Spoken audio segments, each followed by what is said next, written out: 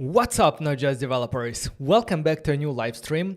In this tutorial, we're going to build a poll, or let's say a voting application in React Native and Supabase.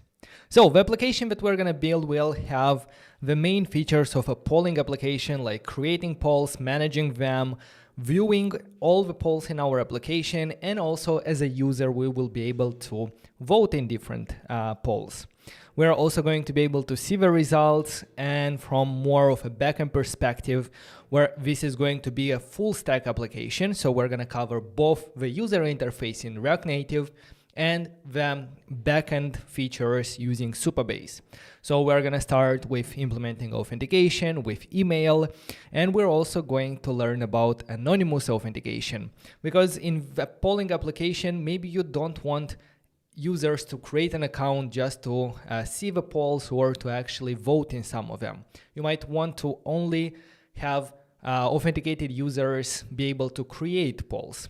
So we're going to check and implement that today as well. And for the database, we're going to use Postgres, which is a very powerful relational database, and Supabase is built on top of that. So for the tech stack, on the mobile side, we're going to use React Native Expo and Expo Router. And on the backend, as I said, we're going to use Supabase. Actually, this tutorial is sponsored by Supabase. I've been using them in a lot of my projects because it's really easy to build a backend using Supabase. And previous week, they announced that they become GA, general available, so that you can use them in any kind of production application. So if you don't know about Supabase yet, you're going to learn in today's video. Super easy to set up authentication, database storage, and even do some AI stuff in the cloud with edge functions, with vector databases. So it's a lot of powerful tools in a cloud solution. So if you're ready, let's get started. We have a lot to code today, and I'm very excited for this project.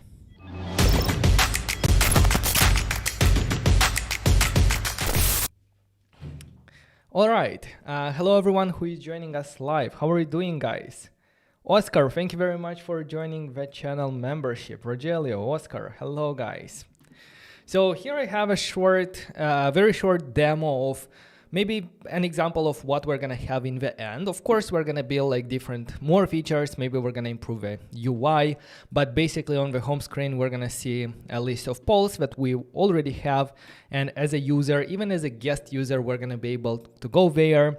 I already voted for this one. So if I'm going to go to a new one, I can vote here and everything works perfectly. The second time I go here, I see my vote, and we're also going to implement updating the vote, seeing the results, which is going to be really exciting.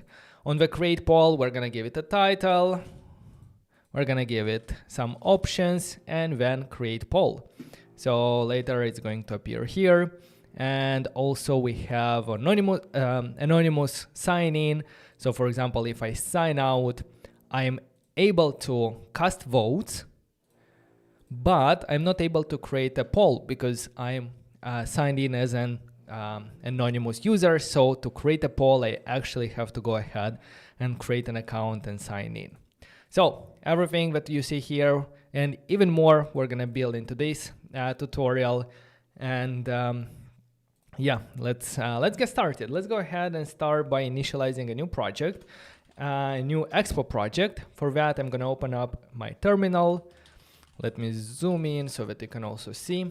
I'm going to navigate to my folder where I keep my projects. And here I'm going to use npx create expo up. This is a tool to initialize Expo application. I also like to give it at latest to take the latest version of the tool. And then let's do here polls.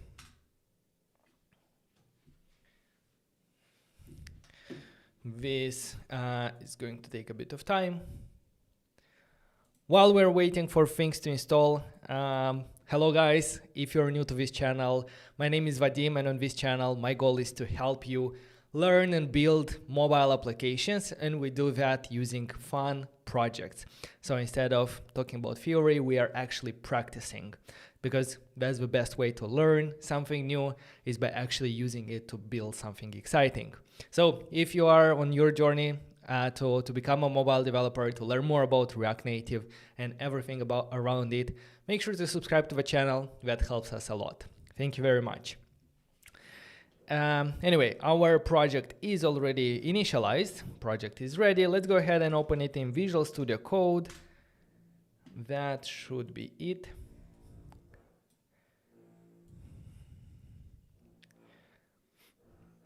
And as always, I prefer to work with TypeScript, especially because later in the video, Supabase is going to automatically generate these types for us. So it's going to be way easier to make sure that we are following like the types of our data. So with Expo, the only thing we have to do to move from JavaScript to TypeScript is to rename our up.js to up.tsx, or any JS file to tsx file. And after opening the terminal and after running npm start, that will start the development server, Expo will see that we have a TypeScript file. It will ask us if we want to install and configure TypeScript. Let's just press enter, and Expo will take care for everything for us. And in a second, we should see this screen.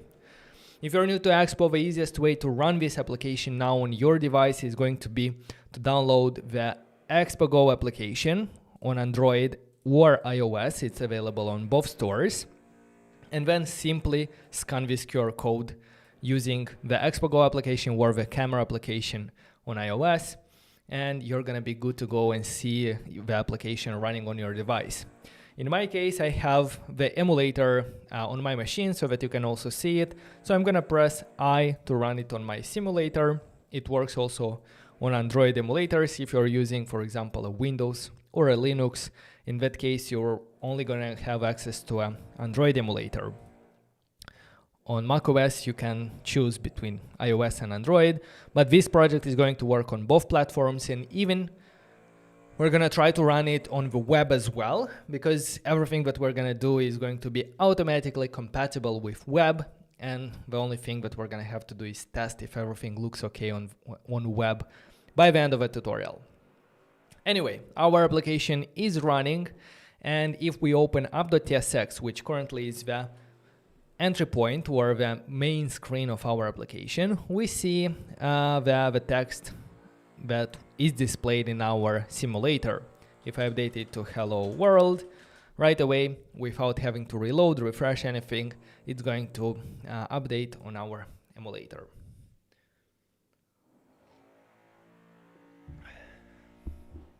Oh no, I think I connected to a different live stream, because not the one that I scheduled.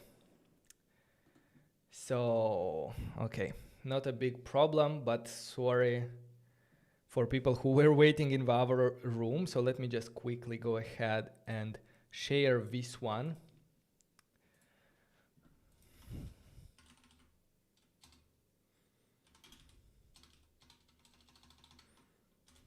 Join here.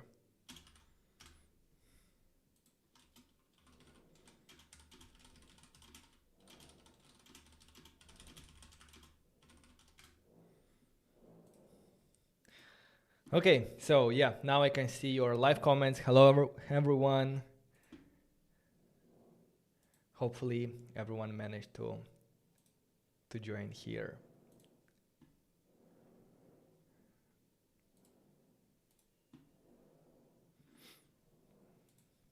Okay, it's quite hot today. Okay, so what's going to be our next step? I think the next step is going to be to set up and configure Expo Router, because our application is going to have multiple screens. So let's go ahead and create the Expo Router setup, install, configure it, create a couple of screens, and then we're gonna next move on to building the user interface. So for Expo Router, I'm gonna go ahead and write Expo Router docs, and Expo has the documentation for Expo Router. And I'm gonna go right away under the installation. So installing Expo Router. I'm gonna skip the quick start and I'm gonna go right away to the manual instructions installation. Here, the first step, we already have an Expo project. Let's go ahead in the second step and copy the dependencies that we have to install there first.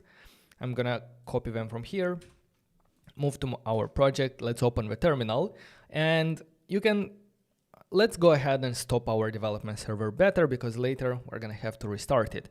So with a Control-C or Command-C, it's going to stop the server. I can clear here, and I can paste the npx expo install to install all the Expo Router dependencies. I'm gonna go back to the documentation, and here the next step, in the third step, we need to update the entry point. So we need to set the entry point to Expo Router /entry in our package.json. So let's open package.json, and here under this main, let's remove what we already have and update it with Expo Router. Let's go back. We need to specify the schema in up.json, and this schema is going to be used by Expo Router to automatically create deep links to our application. So we can have not just polls, and then whenever someone will send a deep link to not just polls, and then like this, it's going to open right away our application. So everything is managed here by Expo Router. Now, moving on to the next step. If we're developing for web, let's actually install it because it doesn't require a lot of changes. Simply installing React Native Web and React DOM. And this one, we don't have to change anything because by default, the bundler on the web is going to be Metro, unless you have a Webpack configuration. So in our case, is going to use Metro. The babel.config is as well updated with this one, so we don't have to do anything. And yeah, the next step is going to be to start the development server, but to make sure to clear the cache. So to do that, I'm gonna run the same npm start command, which behind the scenes, if we look into the package.json, is running expo start. So we just need to add -- space -- clear in order to send this clear option to the expo start here. Let's do enter.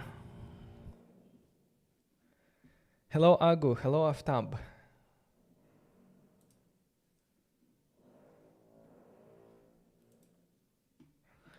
So here is our application started. We see that the bundler cache is empty. And if I'm gonna go ahead and reload my application or press I to rerun it again, it should load the new application with Expo Router installed. By default, Expo Router is going to display this welcome screen. And that's because we don't yet have an app directory. And the app directory is where Expo Router is looking for your screens. So you can go ahead and touch this button, but it's going to create the app directory in the root folder. And I'd rather go ahead and create it myself because I want the app directory to be inside the source directory. So let's first create the src directory. And inside there, let's create the app directory. I'm gonna right away create a new directory here under src like components to easier see like that the app directory is a child of the source. Now, as I said, Expo Router is going to look into the app folder, and for every file that we have there, it's going to set up automatically for us a route. So we no longer are going to use this app.tsx. So what we can do is maybe move app.tsx to the app directory and rename it to index, because when we navigate to our application and then /, that's going to be the home screen. That's going to be the initial home screen. And the file for that is going to be index. So if I do index here, I can also update the name here to home screen. And if I'm going to reload my application, I expect to see back the hello world, which is coming from our home screen from the app directory managed by Expo Router. And here we have it. It's working. It displays hello world coming from index. Perfect. Now I think we can go ahead and commit. You're going to have access to the source code. Just follow the link to our website, to notjust.dev, in the description below to get the link to the source code. Set up Expo Router. Okay. Hello, Neo the Gift. Thank you very much. Neo is saying I'm a front-end developer because of your videos. Oh, that's so nice. Always happy to hear this.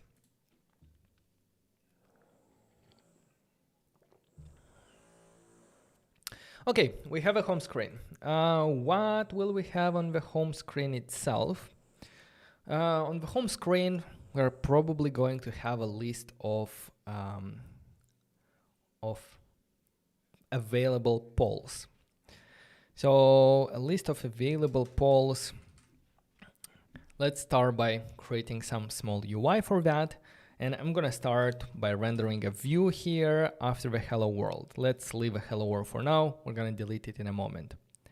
A view is an empty container. So what I want is a simple box inside the box to render the title of a poll. So inside the view, I'm going to render the text that will say, I don't know, give me a suggestion for a poll.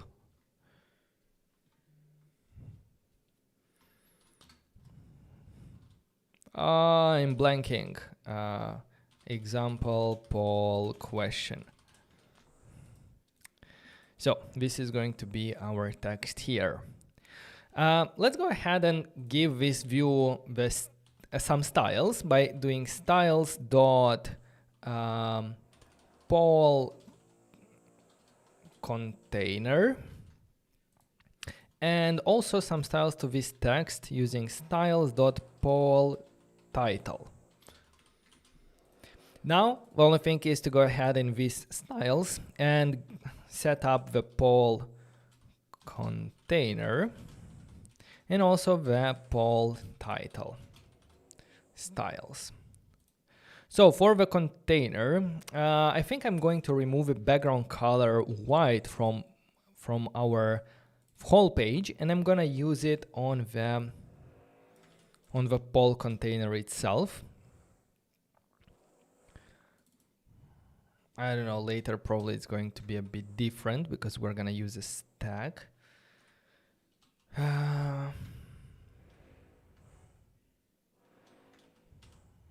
Yeah, maybe later we're gonna see it better. Let's do here background color, I don't know, snow. Not sure if it's working. To check, I can do red. Poll container white. Gainsborough for the container. Okay, now it's a little bit more visible there. Also, instead of justify content center, let's try to remove it. And this will put all the items at the top of the screen. And also I'm going to remove the align item center because I want the child on our page to expand to take the whole amount of space there. What I instead would like to do is to add some padding to our page so that we have some spacing around our content. I will also want to add some padding to our poll container, like 10, maybe some border radius 5 to make the corners round. For the poll title, let's go ahead with simply increasing the font weight to bold. Font size to maybe 16, a little bit larger. Yeah, that should be good for now.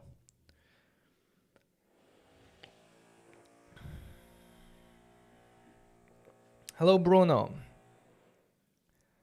Do you have any ideas about when Expo 51 release date? Not sure. Actually, previous week React Native 74 was released, so probably soon Expo is also going to release the next version of SDK that will use the latest React Native version. Will you use the Victory native library for the charts? I haven't decided that yet, so we'll see. Because some charts can be actually done manually, like with some bars, with some views. But if we want some donut chart, then maybe we can look at some third-party libraries. Okay, so we have an example poll.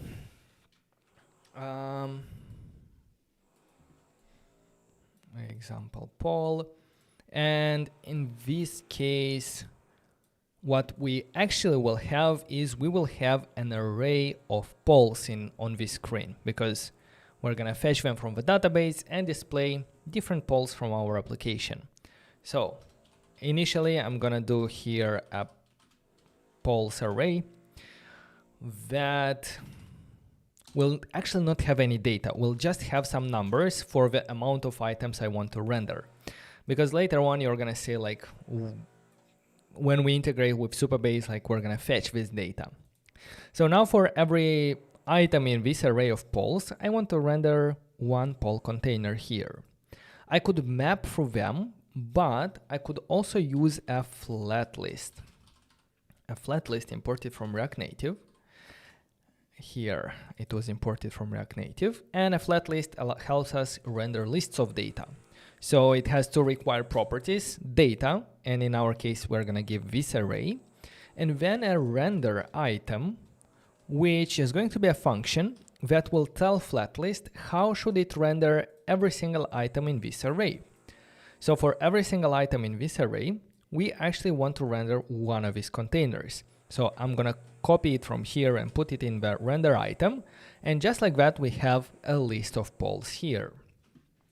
If you want to add some style, some gap, some spacing between them, you can do that on the poll container itself, like, I don't know, margin vertical 10, but that is not the most optimal way to manage spacing, especially in lists, because margin vertical 10 is going to add 10 pixels to the top of the first item, 10 pixels to the bottom of the last one, between them as well, like 10 from the bottom, 10 from the top. So it's a bit difficult to do it this way.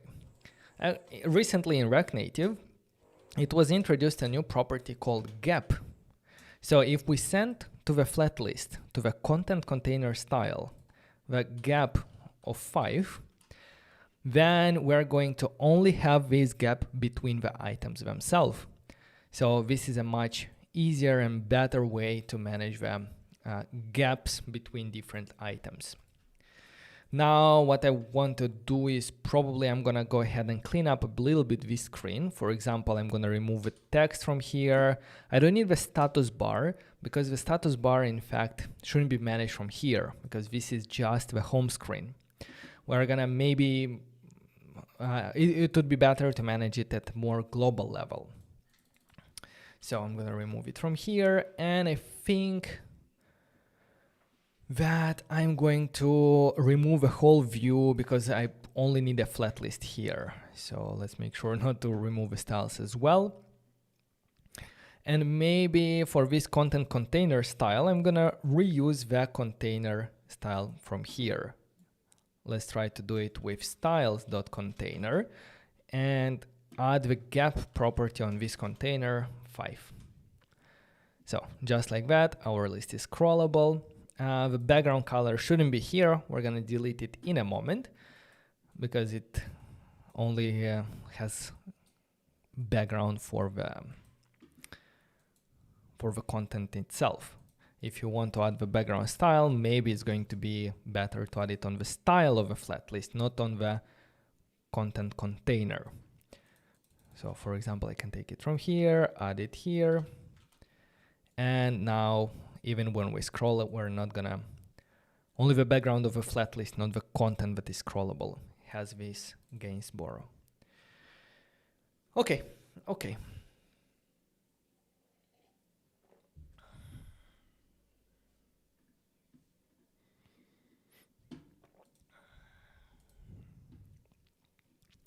What should we do next? I think here we are good. I'm gonna remove the status bar from the top. Let me go ahead and explain a little bit about the layout, because I would like to already start with layout. So as I said before, all the screens inside the app directory, they will be mapped, all the files in the app directory will be mapped to a screen, with the exception to some special files. One of these special files is a file with this specific name, underscore layout.tsx. The underscore layout is also a normal component, so export function. I'm gonna call it root layout. That should return something. If you return null, export default, make sure to do default. So if I simply return null from this layout, we are going to see that we actually don't see anything on the screen. That's because the layout is the component that wraps around all the different screens in the current folder. Because our layout is inside the app directory without being nested in our folders, that makes it a root layout. So that's where you'd want to do all the global configuration. But as I said, like, it wraps around our screens. So that's why when we go to the index, to the home screen, it first goes through the layout. It returns something from here. We return null. So that basically means that we are overriding and we're not returning anything from our screen itself. If we want to go back to the functionality that we had before, we can return here a component called slot from Expo Router. And this will simply go ahead and render the screen, the child component, in our case, the home screen. So if you just need to add some global providers, you're gonna use the slot without having to change the type of navigator. If you want a specific navigator, like a stack navigator, tabs navigator, you can import them from here, like stack. And by simply exporting stack from our layout, we make our navigator a stack navigator. So later when we're gonna add different screens, we're gonna be able to navigate back and forth to them using a native stack navigator on the platform. The same goes for the tabs. If I added tabs like this and reload, we're gonna see we have a bottom tab navigator. At the moment, we only have an index file, but as you add different files here, for example, index copy by duplicating it, right away we see it here, so we can move from one tab to another. So yeah, that's how easy it is to use Expo Router, because we only think about our files, and then Expo Router is taking care of configuring everything for us. And I'm going to actually go back to a stack navigator here for the root. I'll remove the slot. And yes, here we have it. If you want to adjust the name of your screen or any other option of a screen, you can do that by going into your screen itself and rendering here a stack.screen. But be careful, or make sure that you're only returning one component. That's a rule of JSX. You cannot return two components like this. So in this situation, we just simply need to wrap it inside an empty tag like this, which is also called a fragment.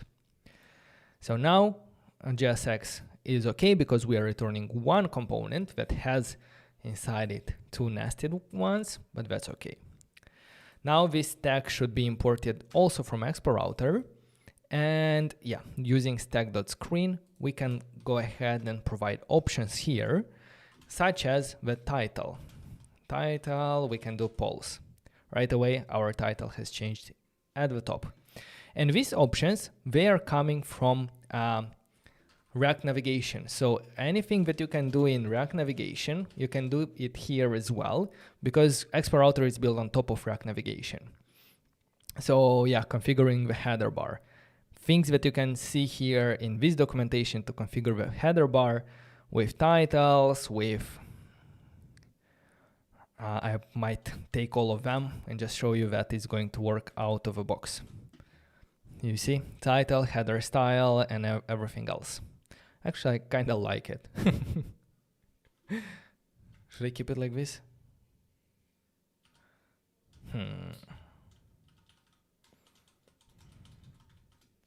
Anyway, let's go to this one. Let's reload to update the styles.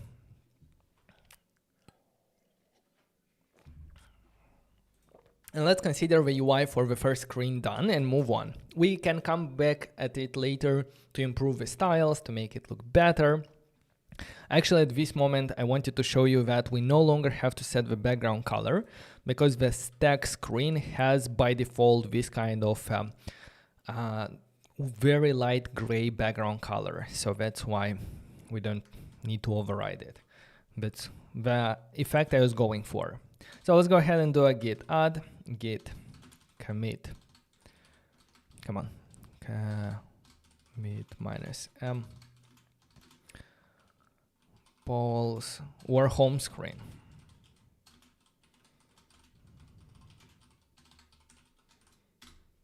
The list of polls.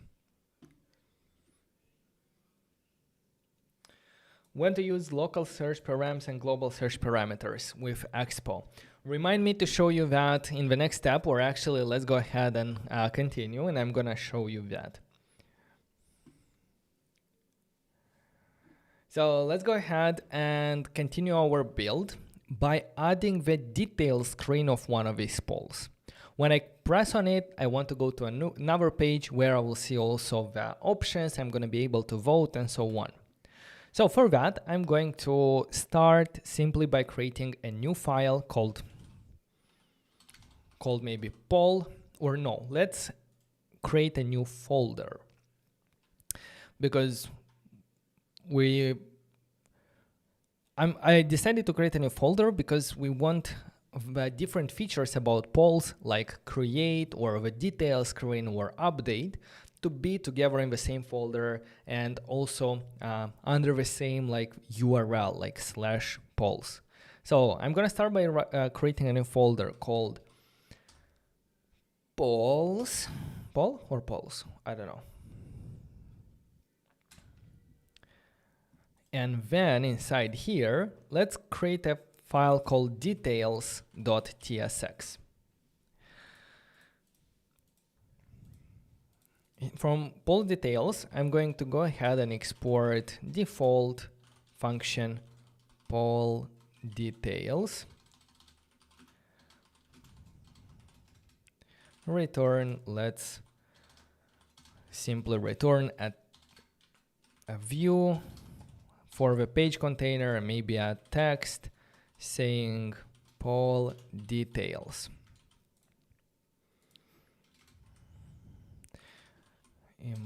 Let's import the view and text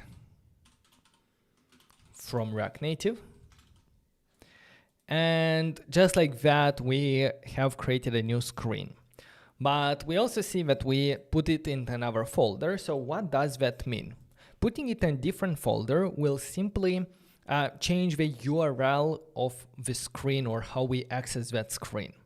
On mobile, it's a bit harder to showcase that, but on the web, it's very easy to do that because we can navigate through the URL at the top of a browser. So I'm gonna go back to my terminal where my application is running. So I'm gonna press W to open it in web browser. If I go to the home screen or to localhost 8081/, I'm gonna see the home screen with a list of polls. If I want to navigate to this poll details page, I need to simply add the different folder names with like slash, very similar to how you would navigate a file system. So first we're gonna have slash polls and then slash details. So if I go here and do slash polls slash details, I'm going to get here to poll details. And that's how everything works. To navigate there, we are going to slash poll slash details. Inside our application itself, if we want to, in our application, we don't have the top bar URL to be able to change it. So we need to implement navigation by pressing on some buttons. In that case, what I can do is, let's go ahead and for this flat list, there is a property on the flat list called, or no, let's not do it on the flat list itself, but after the flat list, let's add a button here from React Native. Button from React Native. Maybe not even a button. Let's start simple. Let's start by using the link component from Expo Router. Link from Expo Router, and this link helps us create navigate from one screen to another.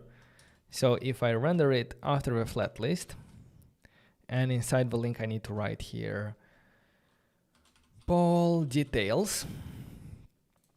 We need to specify the href of a link with the URL where we want to navigate. So the URL is again based on the folder and file names. So first we need to go into the slash polls, then slash details. Now we are at the very bottom of the screen. Maybe I can, I don't think I can style it, right? Or I can. Margin bottom 10. This is 30. This is very temporary, like I'm gonna update it shortly, 50, just to see it. So we see this link at the bottom of the screen. If I press it, we are redirected to the slash polls details. And from here I can go back because in our layout we specified that this should be a stack navigation. But in fact, we want to navigate when we press on one of these items, correct? So here we saw how to use a link as a very simple textual link. In the next step, we're gonna see how we can wrap different components inside the link, because what we need to actually do is we need to wrap our whole view for the poll container inside the link, so every single item from here is clickable.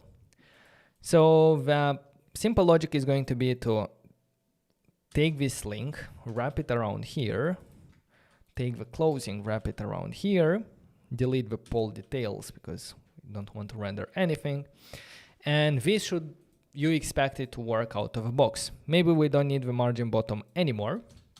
I'm gonna remove it. So yeah, in fact, it's actually working.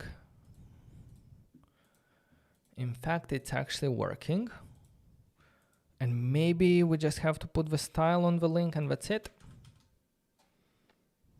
And remove the view. Yeah, actually that's a much easier approach. So I'm gonna leave it like this.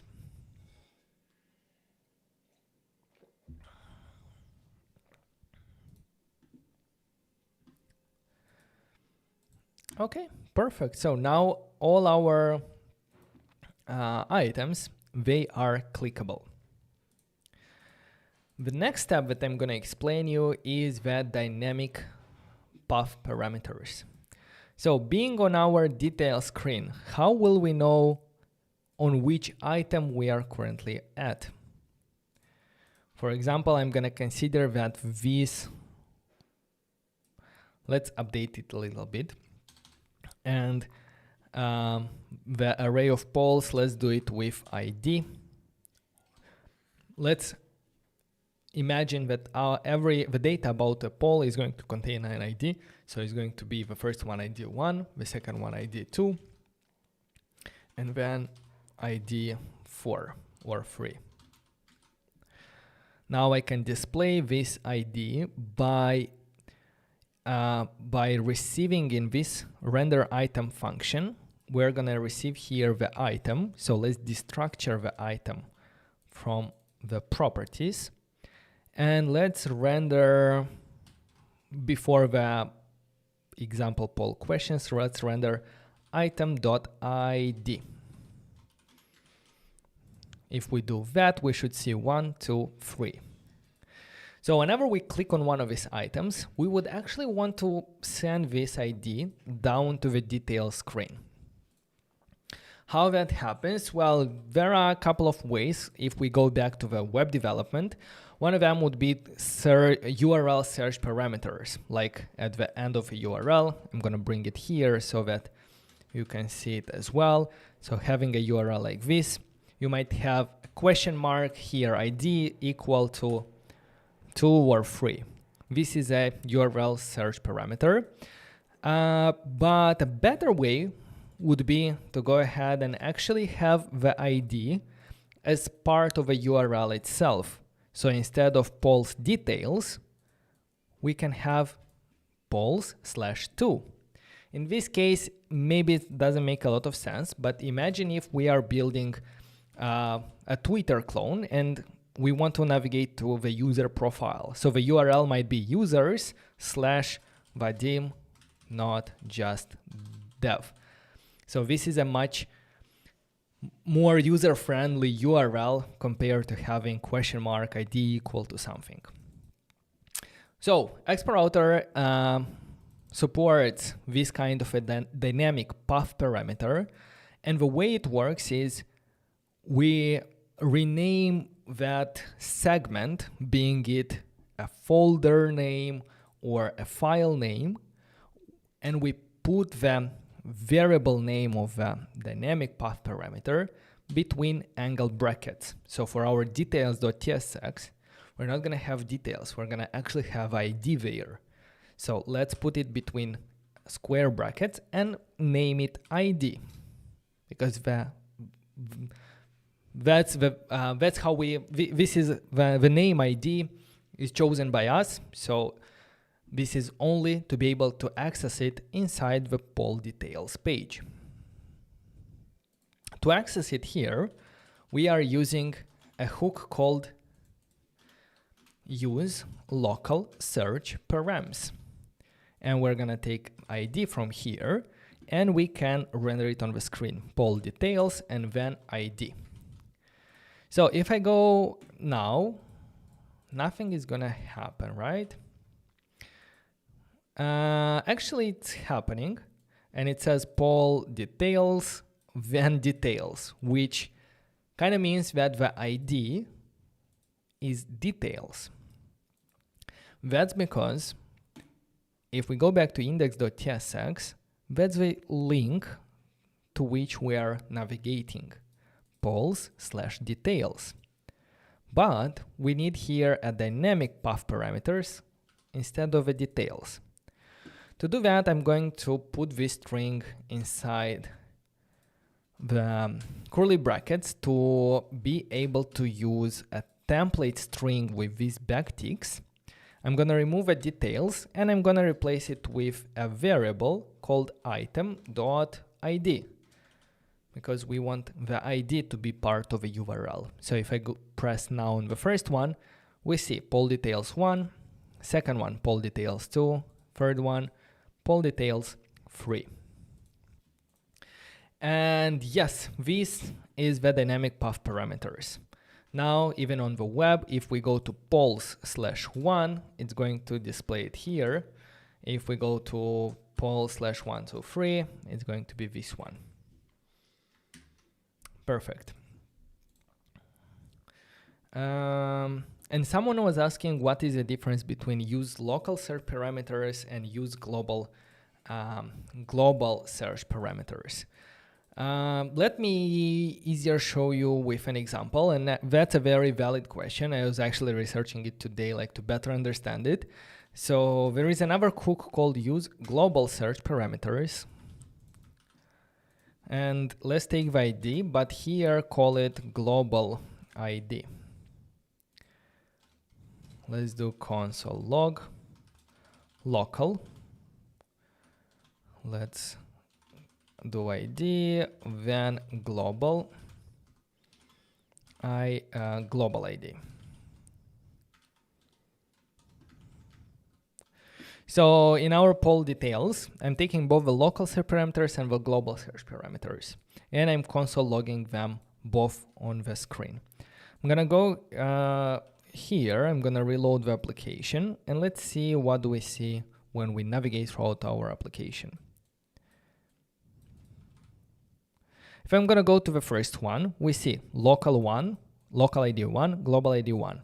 If I go back and navigate to the second one, we see local 1, global 2.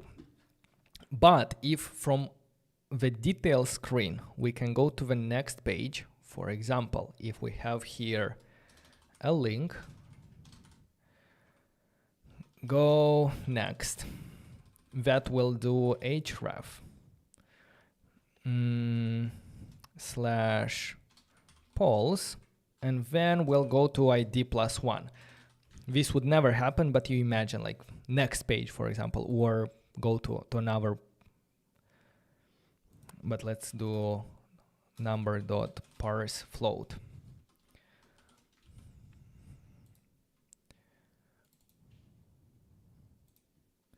So if now I'm gonna go to the first one and we see local 1, global 1. If I'm gonna press go next, it's going to push me to a new page, and we actually see two console logs.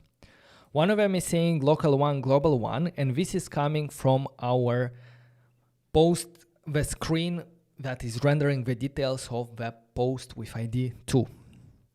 But the next one, which says local 1, global 2, is a console log coming from our previous screen. So in the previous screen, the local ID is still 1, but globally this screen now is already rendering something else. So I can still go back and see it here.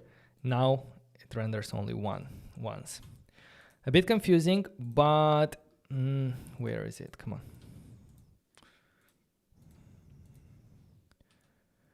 If I go next, go next, go next.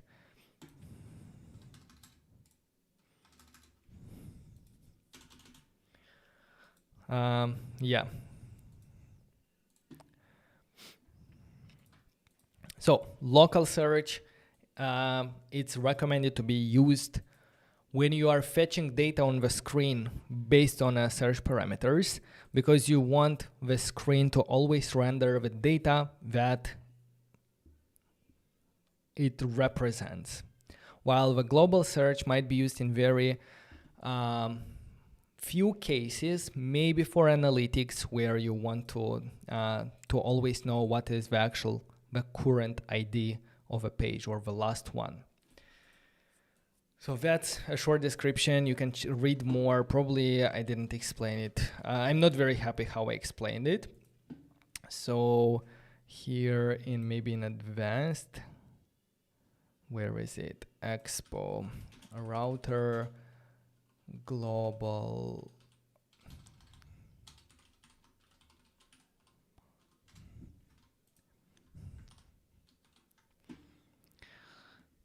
So here you can find more information. Local search params returns the search parameters for the current component. It only updates when the global URL conforms to the route as well. Not very good. Use global search returns the global URL regardless of the current component. So it updates on every search param change, and it might cause components to update without us needing it. So that's why we saw a lot of changes when using global search re-renders. Okay, anyway, another thing that you can do here with both local search and global search is to provide a type. As you can see, the ID is not sure, is it a string, is it an array of string? So we can specify here that, hey, the ID is actually a string. Now the ID is going to be a type string. So when we do this number parse float, it's going to work perfectly. And I actually don't need this go next.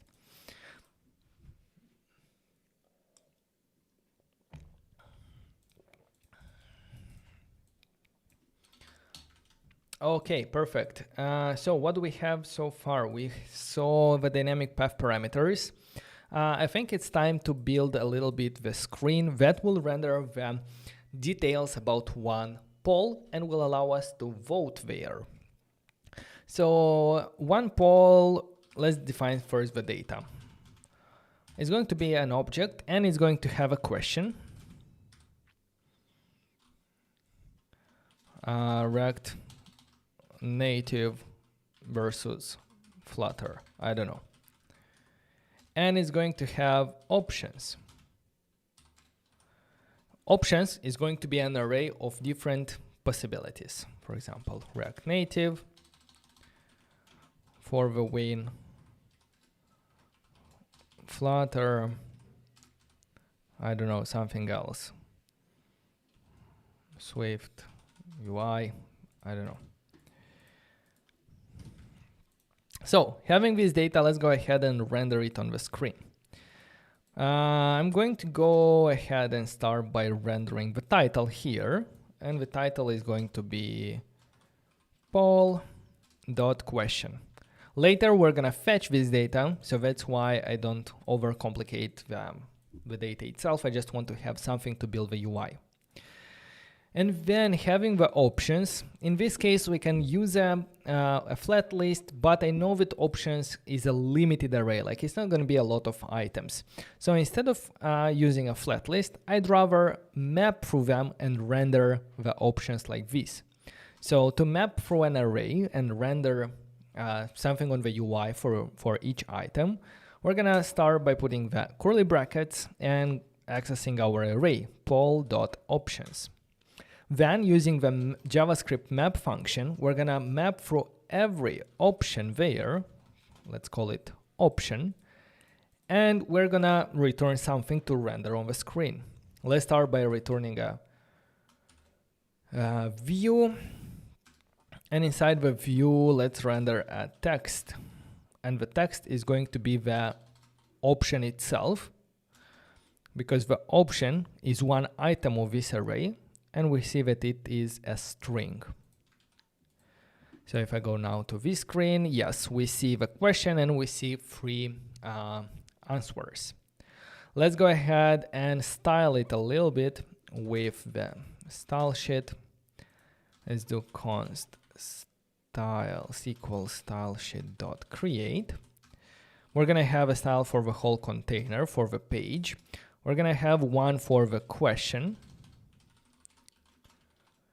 And we're gonna have one for the option, right? Option, container, and maybe even option text, we're gonna see. Let's go ahead and assign first these styles to our components, starting from the root view. The style it's going to get is going to be styles.container. This text is going to get styles.question. And I'm gonna copy it from here to this view. I'm gonna give it our last options container style. Before I go to the actual writing the styles, I will want to show you also one thing. I'm not sure why we don't have this warning right now, but actually we do. You might see that we have a warning that each child in a list should have a unique key property. That warning is caused whenever we are looping through an array and rendering items, whenever we are rendering lists of items. In that situation, we have to provide here to the component, to the root component that we are rendering, we need to provide here a unique key. So a unique key can be the actual option that we are selecting. That's going to be a string, and we hope that the answers are going to be unique. So just like that, we got rid of warning, and React will properly optimize the re-rendering of this long list based on the key. Okay, now let's go to the styling. The root container needs padding, so let's start with a 10. The question itself needs to increase the font size to 20, a font weight, maybe not bold. Bold, I think, is has a value of 700, so we can do a semi-bold like 600 like this. Color as well, dark gray. Is it gonna be too light? Yeah, dim gray, or just the normal black one. And for the option container, what do we want there? Should we have it with some background color, like background color white? To add some spacing around the items, I think I'm going to put all of this mapping inside another view that is going to be the container containing all the options. So the style of it can now have just a gap of 5, and it will add this spacing between the options. So let's go back to the option container. Padding 5, even more, 10 is going to be nice. Border radius 5. Okay, that's okay. To add some spacing for the question itself, maybe I should go ahead and add gap to the parent container to the page, and this will add this space between the question and this one. I don't know, 20 maybe.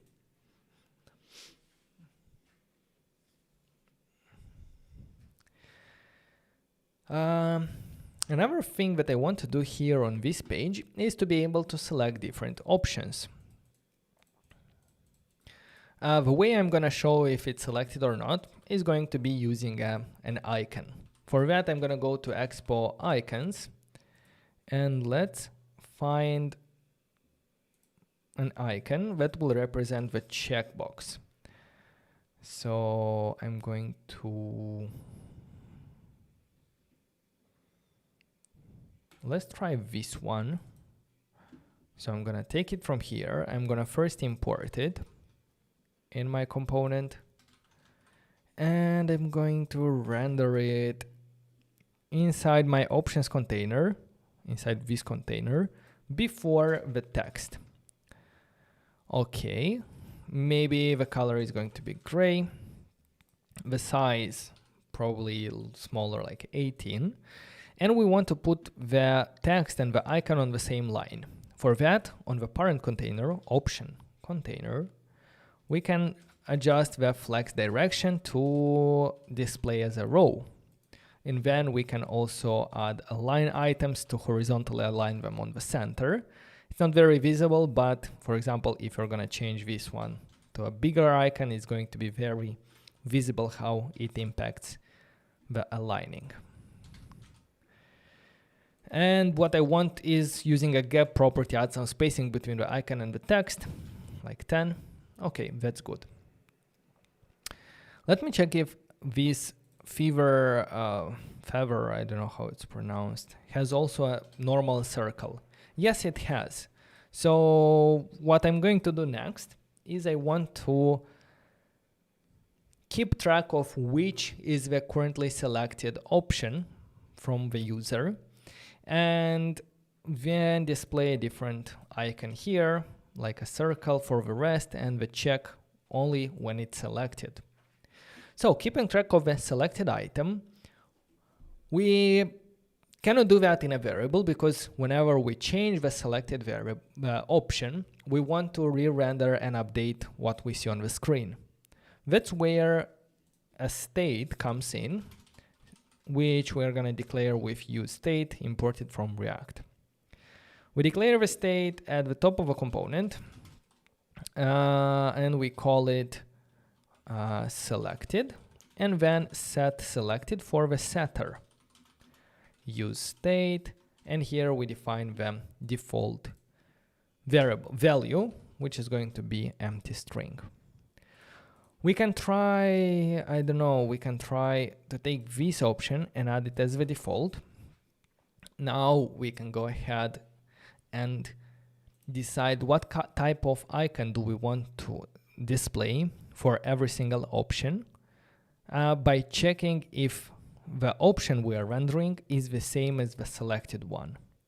So to do that, we need the dynamic name here. So let's put it inside the angle, like the braces. And here we are going to check first if option is equal, 3 equal sign to selected, then and only then I want the check to appear. Otherwise, with semicolons here, I want it to simply be a circle. So just like that, we see that only the first item shows as selected. We can do the same for the color. I can remove it and add the brackets. I can check if option equal to selected. The color can be green, otherwise it should be gray. So now the icon that is selected also shows with green. Perfect. Now the last step is to make sure, like when we press on one of these options, to change the selected item. For that, we need to handle the press events on the container itself. And the problem is that a view does not have an on press event. We cannot handle that. But there is another component exported from React Native called pressable that allows us that can be used in a similar way as a view is used. So what I'm going to do is I'm going to simply replace my view that is rendering one of these items with a pressable. Make sure the closing tag is also pressable. And now I can add the onPress event here. OnPress event expects a function. And when we press, what should happen? We should update the selected option using the value of the option that we are currently rendering, like this. So now if I simply click on the other one, we see that we are selecting the item that we are currently clicking. And it re-renders a component to display these changes. Perfect. What's left here? What's left here is probably a button that is going to help us submit our vote. Maybe later we're gonna adjust the way it looks, but for now let's simply import a button component from React Native, which renders a native button. So if I'm gonna go and after this view that is rendering the polls, basically just before the last view is closing, I'm going to render a button with the title vote. On iOS, it looks like this because that's how a native iOS button looks. On Android, it's going to have a background color. But anyway, I think that's good for now. Let's just add an onPress event. And we are going to send here a function that we can define at the top here. Vote. We can start by doing a simple console warn vote, and then also here should be equal vote, and then let's also console log the selected item. So if I take this function and send it to the onPress of a button, and if I press, we see vote Swift UI. If I change press vote, vote React Native here. So perfect. In the next, when we're going to integrate the backend with Supabase, which is going to be very shortly, here we're going to save a vote in the database. So I think with this, we have a pretty good poll detail screen. What you can also do, probably that I didn't cover, is adjusting the header style. For that, I'm going to render at the top of my component a stack.screen. And using options, I'm going to adjust the title. The title should be, I don't know, poll.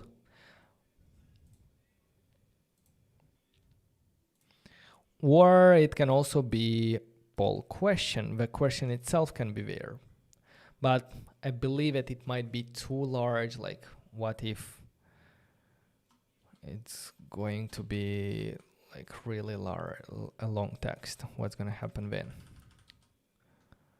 Yeah, it's going to have a dot, so I'm not sure. Yeah, you decide what do you want in the title. Maybe poll details or poll voting. I don't know.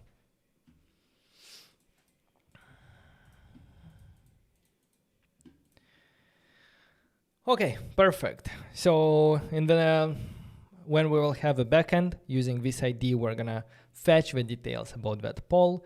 Instead of using dummy data, we're gonna use something from the database. And when we press vote, we're gonna save the vote also in the database. So let me go ahead and do a git add, git commit -m poll. I'm already poll details page. Perfect. How is everyone doing? Are you following along? Shakil, thank you very much. Beam, thank you for your tutorials. Thank you, appreciate it. Let me actually pop out the chat.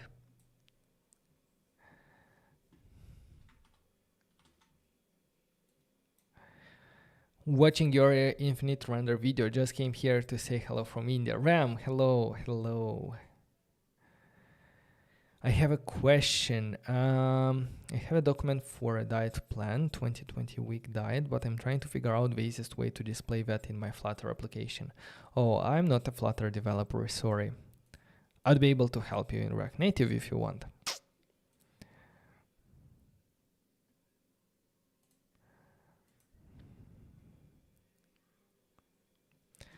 Okay, let me put it here so I can see your comments better.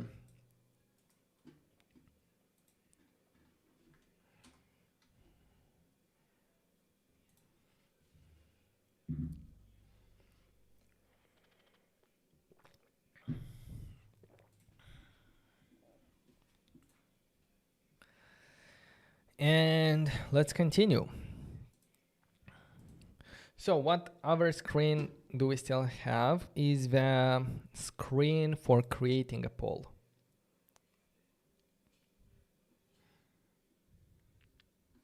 Yeah, we need a screen that will allow us to create a poll. For that, we're going to define it. Let's start by defining the screen itself.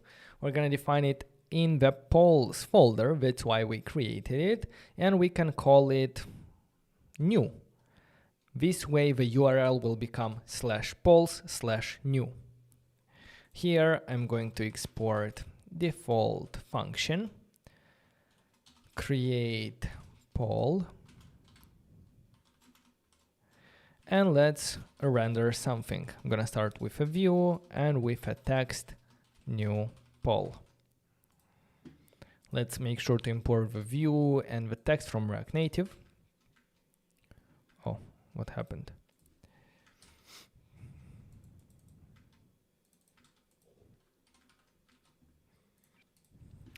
And last step is to manage the navigation. So where are we going to navigate from? Well, I think it's from the it should happen from the screen that renders a list of polls. We can render a button at the top. We can render a button at the bottom, like create new poll. Or I think another option would be a simple plus sign in the header. So later we can think like how it would be even like better, like in terms of design, but for now we just need functional. So I'm gonna search for a plus sign. I'm gonna take it probably from Ant Design. Let's import it. Inside our application index, inside our home screen. I don't need these comments anymore. And I'm going to render this Ant Design in the header. To do that, also through the stack.screen options, coming from React Navigation, we can send there a header write component. If we send here a function that will return some JSX, this is going to be rendered in the header write. So let me reload, and we see the plus sign there in the header. Maybe smaller, like 20, color, gray, something like that is going to look good. And lastly, if I press on it, I want to go to the polls/new. What happened here? Create poll. No. That was not meant to be there. Okay. So back to my index. The navigation. Oh my God, what am I doing? So the navigation is going to happen with a Expo Router link. So let's wrap this link around our icon. And let's copy the closing tag and put it after the icon. And let's provide here the URL, which should be /polls/new. If I do that and press on it, I'm navigating to the new.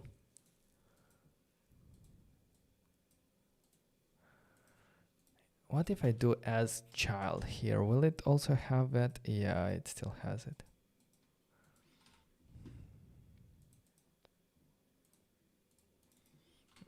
Okay. So at least we can go to the new screen. So let's go ahead on that screen itself and start working on it. Maybe we can start by changing the title using stack.screen options title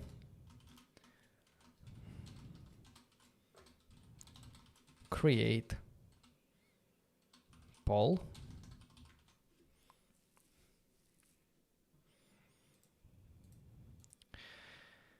And let's go ahead and maybe div start with a style sheet. We're gonna need that for sure. Style sheet.create. We're gonna have a container for our whole page, and we're gonna see what else we're gonna need. Styles.container. So let's start with a padding 10. Nice. Okay, so here we're gonna need, I was taking some inspiration from, I think it's called straw poll.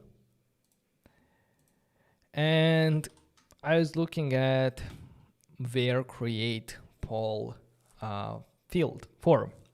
It has a title and it has these answer options that we can add more, we can delete. So let's try to do these two fields. So the first one is going to be what? Our title.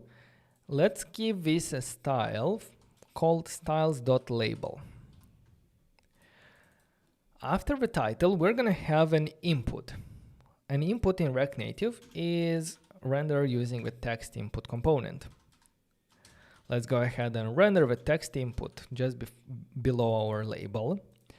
And let's give it a placeholder. Type your question here.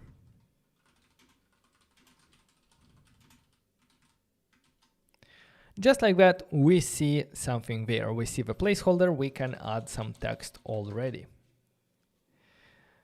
Then we're gonna have another label below that will say options. And there we're gonna have multiple text inputs with option 1,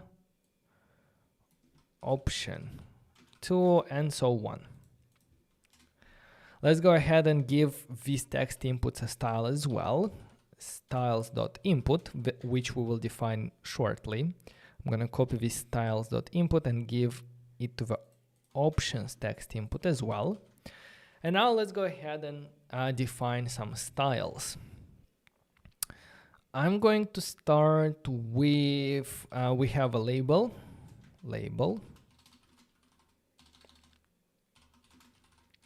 and we have an input. Oh, come on, input. For the input, I'm gonna start with a background color white. That's good. I'm gonna start with some padding 10 to add some spacing around it. Maybe border radius 10 or 5. Make the borders round. On the whole container, let's add a gap here of 5. That's good. For the label, let's maybe increase the font weight of a label to 500. That's good. And add some margin top to add a bit more spacing on the top compared to what comes before. Okay, already looking a little bit better. For the state, okay, the next step, now that we have them displayed, we can type. The next step is to go ahead and store the value of what the user is writing in this text input, to store it in a state variable. Because later we're gonna have, actually, let's do it right now. We're gonna have a button rendered at the bottom saying create poll. So let's do title, create poll, and of course a function that will do the actual logic of create poll.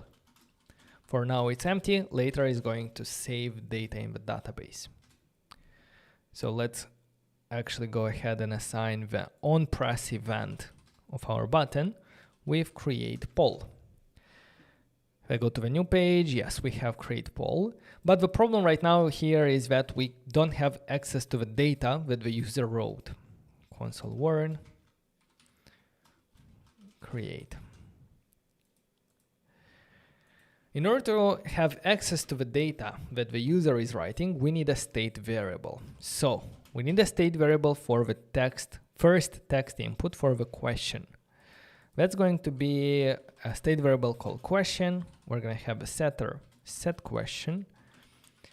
Use state empty string. This is the initial value. Now to bind our state variable state to our text input, we have to send here two properties. One is going to be the value of the text input should always match our state value. So now if we're going to try to type something, it's going to disappear because it always comes back to this one.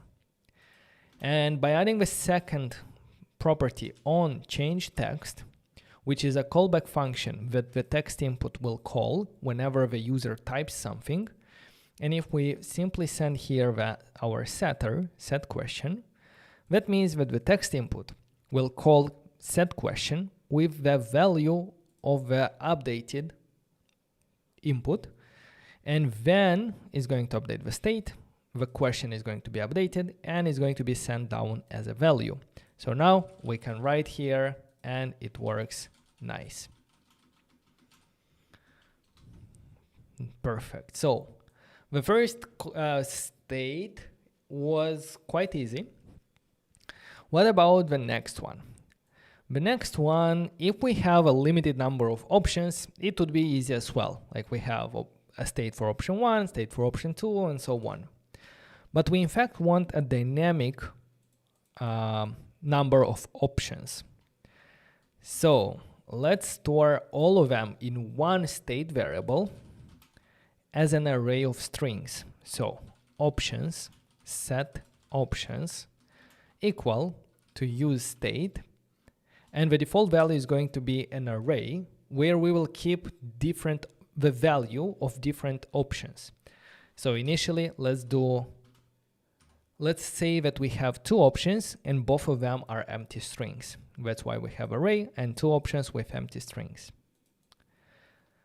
Now, the trick is going to be to, instead of manually rendering, not manually, but instead of rendering the text inputs like this, what we actually want to do is we want to render through our options state, which is an array of values, and for every option, options.map, for every option we want to render one of these text inputs. So I'm going to copy it from here, paste it here, and I will actually delete the other one like this. So just like that, we have two options here because we have two values in our array. If I'm going to add the third one, it's going to be added there. For the values like 1, 2, 3, 4, 5, 6, 7, 8, 9, for the values, it's quite easy. So the only thing that we need to do here in the text input is to say that, hey, the value of this text input should be the value of the option, which is one array item. So just like that, this one goes to the first one, second one, third one. Updating it is going to be a little bit more challenging, but we're going to do it. So updating it, we're going to work with the onChange text. So let's send the onChange text here, which in this case, we cannot do set options because onChange text is a function that will give us one string for the text input. Our set options expects an array of all the options. So instead of that, let's actually define it as a function where we're going to receive a text of the current text input. What do we have to do with this text is we need to take this text and replace it in this array based on the index. So if we're updating the last option, update this one with a new text. We cannot do options at index, and the index can be easily taken from the map function as the second parameter. So we need to take the index, but we cannot do options.index equal to text because state is immutable. We cannot update it directly. We should always update it using the setter. So in that case, what we actually have to do is we have to first create a copy of our state, of our array, and let's call it updated. The copy can be created easily by declaring an array and spreading the options in that array. Options. This syntax is basically, hey, create a new array and put all the items from our options in that array. Now updated is not a state variable, it's an array with all the values from the state. Now we can go ahead and use updated at index of our option, update it with the text that the user is writing. And lastly, we need to call the set options with the value of our updated array. Now we're taking it from locally defined and sending it to update the state using the setter. Now if I'm gonna go ahead and write here, it updates the last one. If I write here, it updates this one, and all of them are properly updated. And yeah, that's because we're using the index and updating the array item at that index in our state which is of type array. I'm gonna go back to having 2 of them and without any value. I'm going to use this index instead of in the placeholder. Instead of saying option 2, I want to say option 1, option 2, option 3, and so on. For that, I will put it in the brackets because I want to use a template string with backticks so that I can use here a JavaScript variable index. But not just index, but index plus 1, because index will start from 0, but humans usually count from 1. So I'm gonna do option 1, option 2, and so on. But how do we add one more option here? Well, it's super easy. Like logically, to add a new option, we need to add a new string in this options array. Let's simply create a button here with a title add option, and on press is going to be a function. We'll simply update the options and set it to an array where it will take all the existing options and at the end add one more value of an empty string. So now if I click add option, it adds it there like this. And I can update it, I can update it here, I can add more, so it adds at the end. So we update the options array by using all the existing options plus one empty value. And this empty value is going to be mapped here and rendered as a text input. Just as simple as that. And lastly, the ability of deleting options. The ability of deleting options. We're gonna do that using an icon called, I don't know, X, something like that.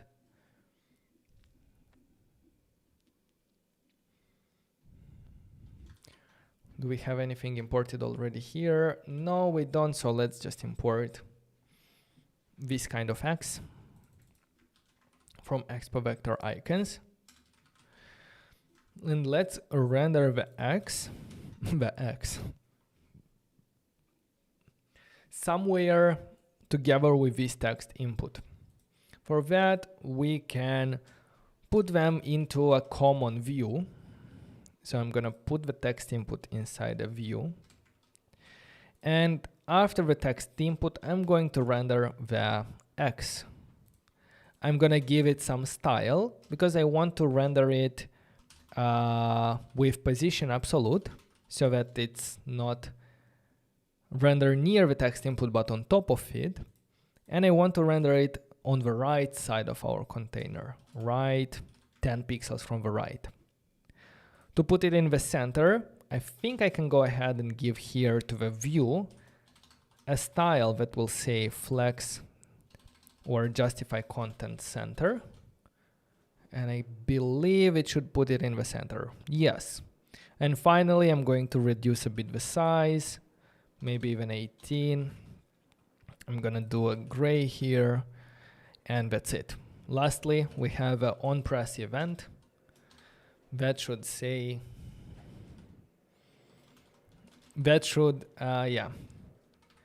delete option based on index. When we click on one of these icons, we have access to the index of the option that we clicked. So knowing that index, we need to delete it from the array. The way it's going to happen is very similar to how we updated the text. So let's take this code from updating the text input here, because we still need to create a clone updated. The only thing is that I think we can go ahead and use delete and then update it at index and then set options. So if I click on this one, yes, it works. If I do this,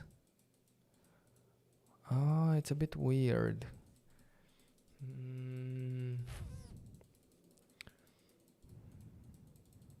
Yeah, so maybe instead of that, I'm going to use updated.splice method.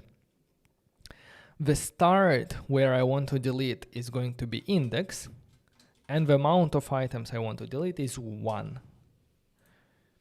So this splice is going to actually update the array, and now it works perfectly. I delete this one, it deletes, deletes, deletes, deletes, deletes.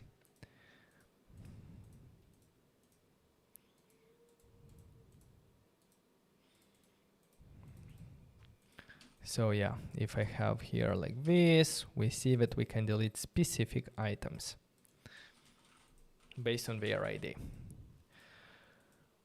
Okay, so that was our options. We can add more. And lastly, we can create it. Whenever we press create, at that point, we already have access to the question that the user typed here and all the options that he selected.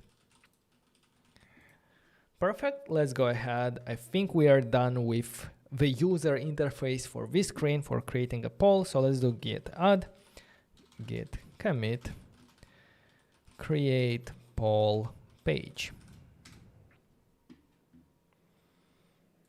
Perfect. How's it going so far, guys? Are you following along? Hello, Aditya, how are you doing?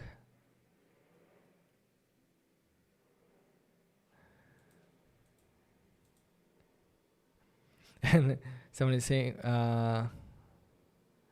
Morozijan is saying, not coding anymore due to school activities, but just couldn't resist joining. Hey, you're welcome here. Take a nice break and have some fun. The items have also an onPress event instead of wrapping it inside the link.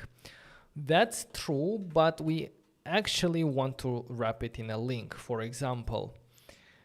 And there are two options. Like you're right, like it's possible directly there. So this is one option, for example, in the header right here. And another option would be, let's copy paste it. And instead of doing a link, we could use the onPress event here, and then we could use router.push and then the URL polls/new. So this is another way using router.push, and it's still gonna work. So it really depends how you want to render it, using a component like declaratively like this, or calling a function imperatively like this. Up to you. Both of them are basically the same. I think this way might be a bit more developer friendly, but yeah, in this case, like it's not a lot of, the difference is not huge.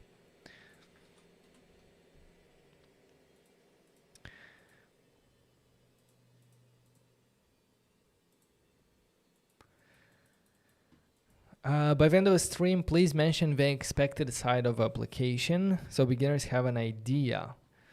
Yeah, I'm gonna try. I'm not sure, like for that I'm gonna have to build it for production, but why is the upsize so important? It's definitely not gonna be more than 30 megabytes. I imagine it's going to be around like 10, 15 megabytes, something like that. Maximum 30. Hello, Mushin.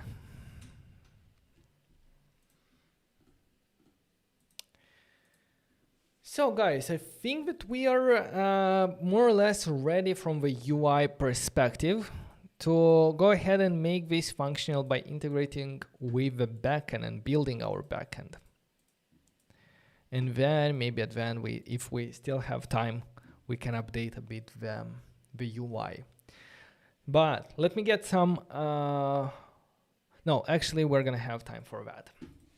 Let's go ahead and start our Supabase integration. So as I said, this tutorial is sponsored by Supabase, and thank you very much, Supabase, for doing that. I've been using Supabase in one production project of mine as well, but a couple of pet projects. So I really enjoy how easy it is to build with Supabase. It's built on top of PostgreSQL. We're marketing it as a Firebase alternative. Nowadays, I think it's even bigger than Firebase.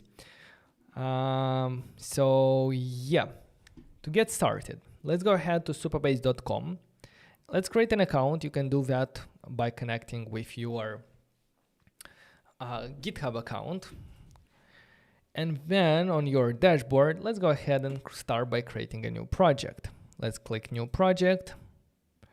Let's give it a name, polls. Let's give it a database password. I can choose a random from here. But after you write the database password, make sure to copy it and put it in some kind of notes. You might need it later. At any point, you'll be able to reset it, so no worries. Now let's go ahead and do create new project.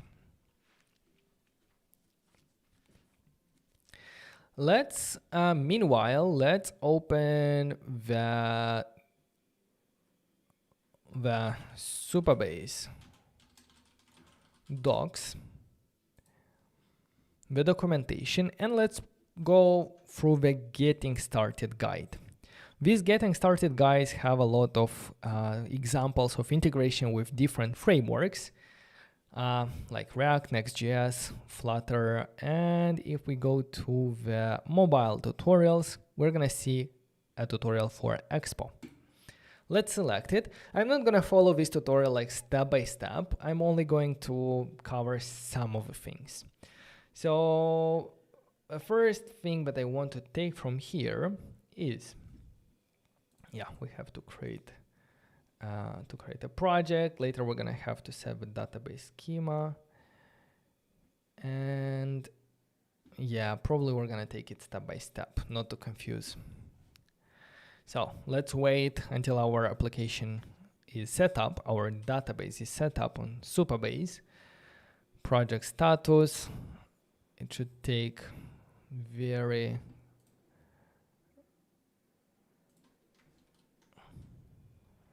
I think it's ready.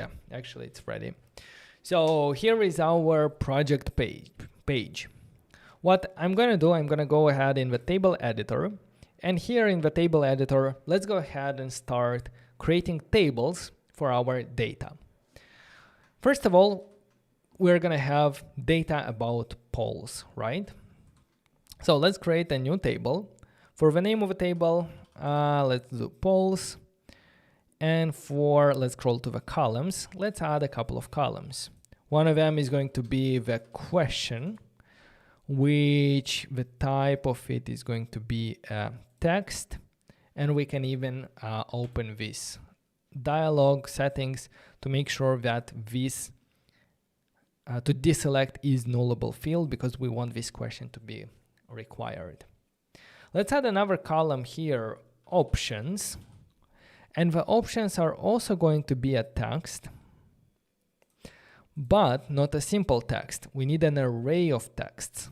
So let's open also the gear here. Let's deselect is nullable because we want the options to be required. And let's select define as array. This way our options is an actual array. And add like a lot of data here, but let's continue with this basic configuration and let's save this table. It's going to create the table, and then we're going to see it here in a very user-friendly interface. We can go ahead and press on the insert row to already create a question. How are you?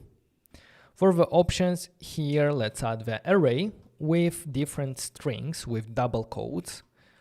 Good, super good, and awesome. And let's click save. This is going to add a new item. It automatically created the ID for that poll. It created the timestamp. Maybe you can add it even more. One more.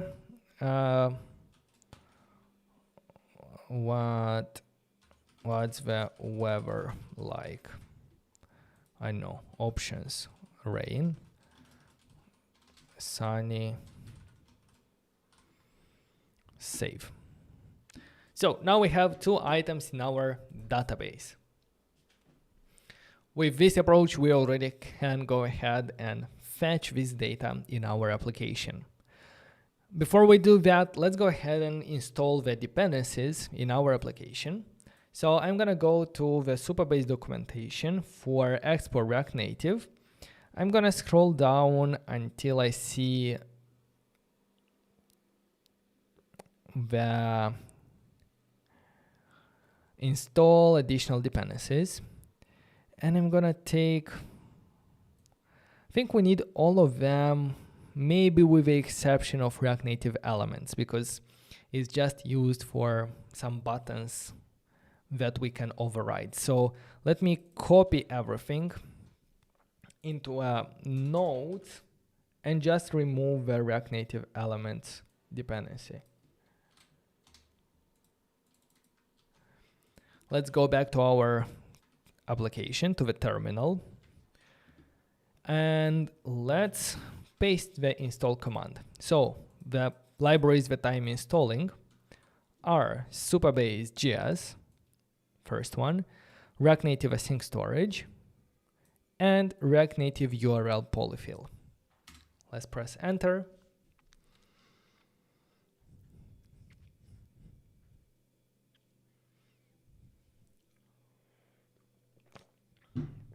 And 13 packages have been added.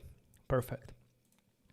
Next step, let's go to the documentation here, and we need to define a helper that will create a Supabase client.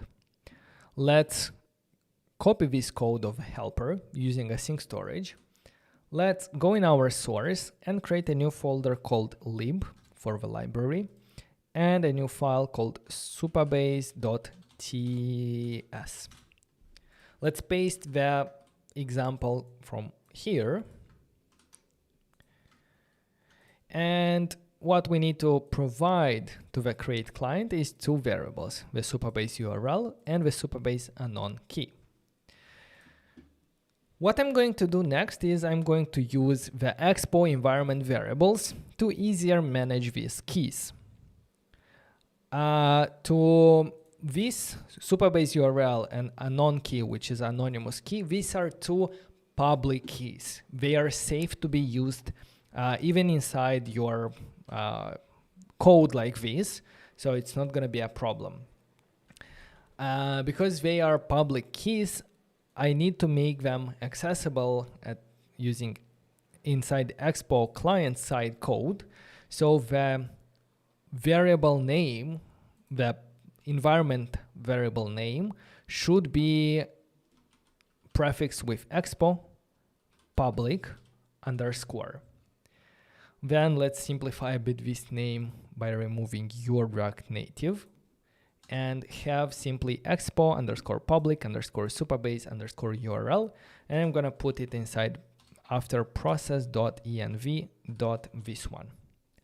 I'm gonna copy the whole thing like this, and I'm gonna do the same for the second variable, process.env.expo public Supabase anon key.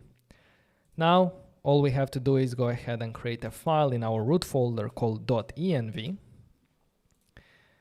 Take the first name. I'm copy pasting it not to have any typos. Take the second name, put it in the env, and now let's go ahead and find these values and provide them to Expo environment. I'm gonna go to Supabase dashboard, and I'm gonna go to the project settings.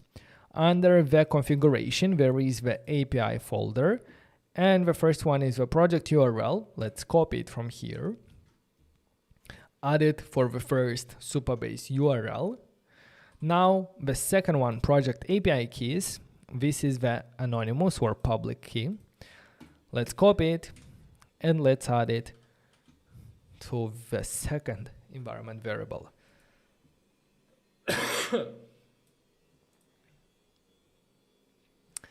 Okay, so yeah, remember, environment variables from .env that are prefixed with Expo public, they will be replaced and used in your native site client code.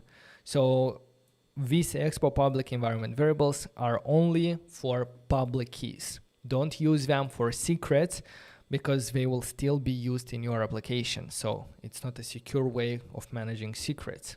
But in our case, we need them as public keys, and that's fine. So what I'm going to do is, I think I'm going to have to restart the server for the .env file to take effect.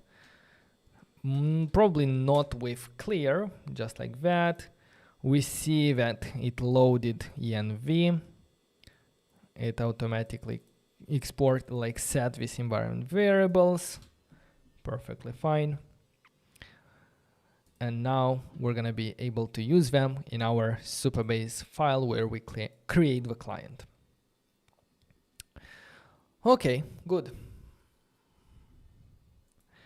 And actually, you know what?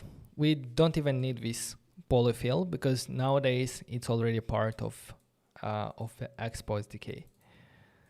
So I think you're safe to comment it out and not even install it in your application.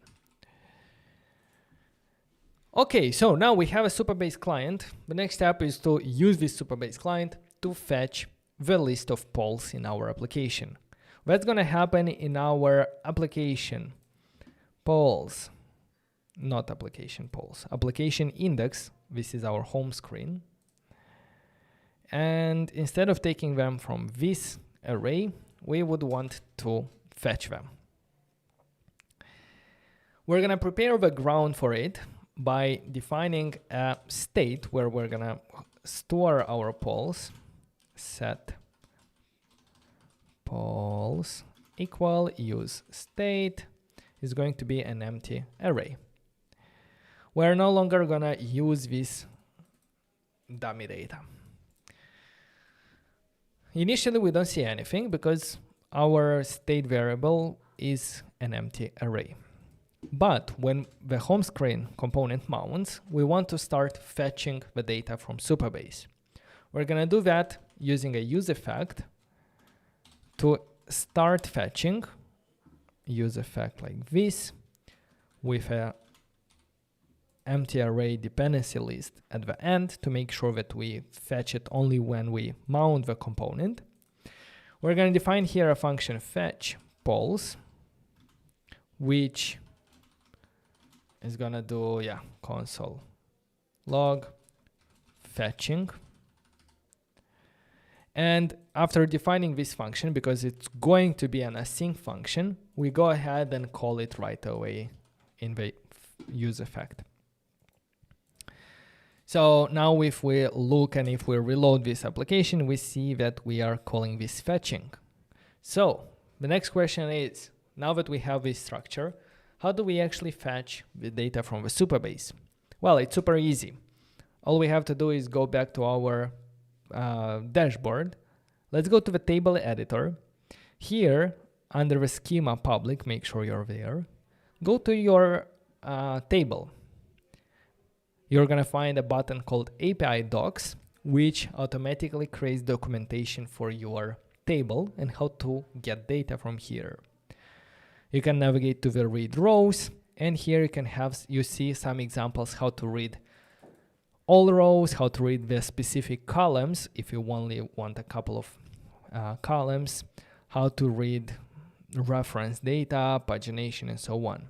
Let's go to the first example, read all rows.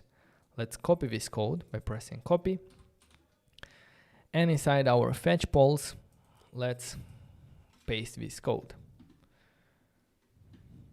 We need to make sure to import Supabase from our folder lib Supabase, where we created this client.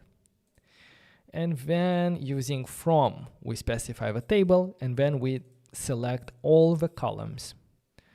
Now we should have a polls, which I might even delete and only work with data and error. And I can check if error. Let's do an alert. Maybe not the best way to handle the errors, but for now it's going to be good. Error fetching data. This alert is a component that can be imported from React Native. And if there is some data, let's go ahead and set it as the polls or maybe console log. Let's start by console log data and also do set polls data.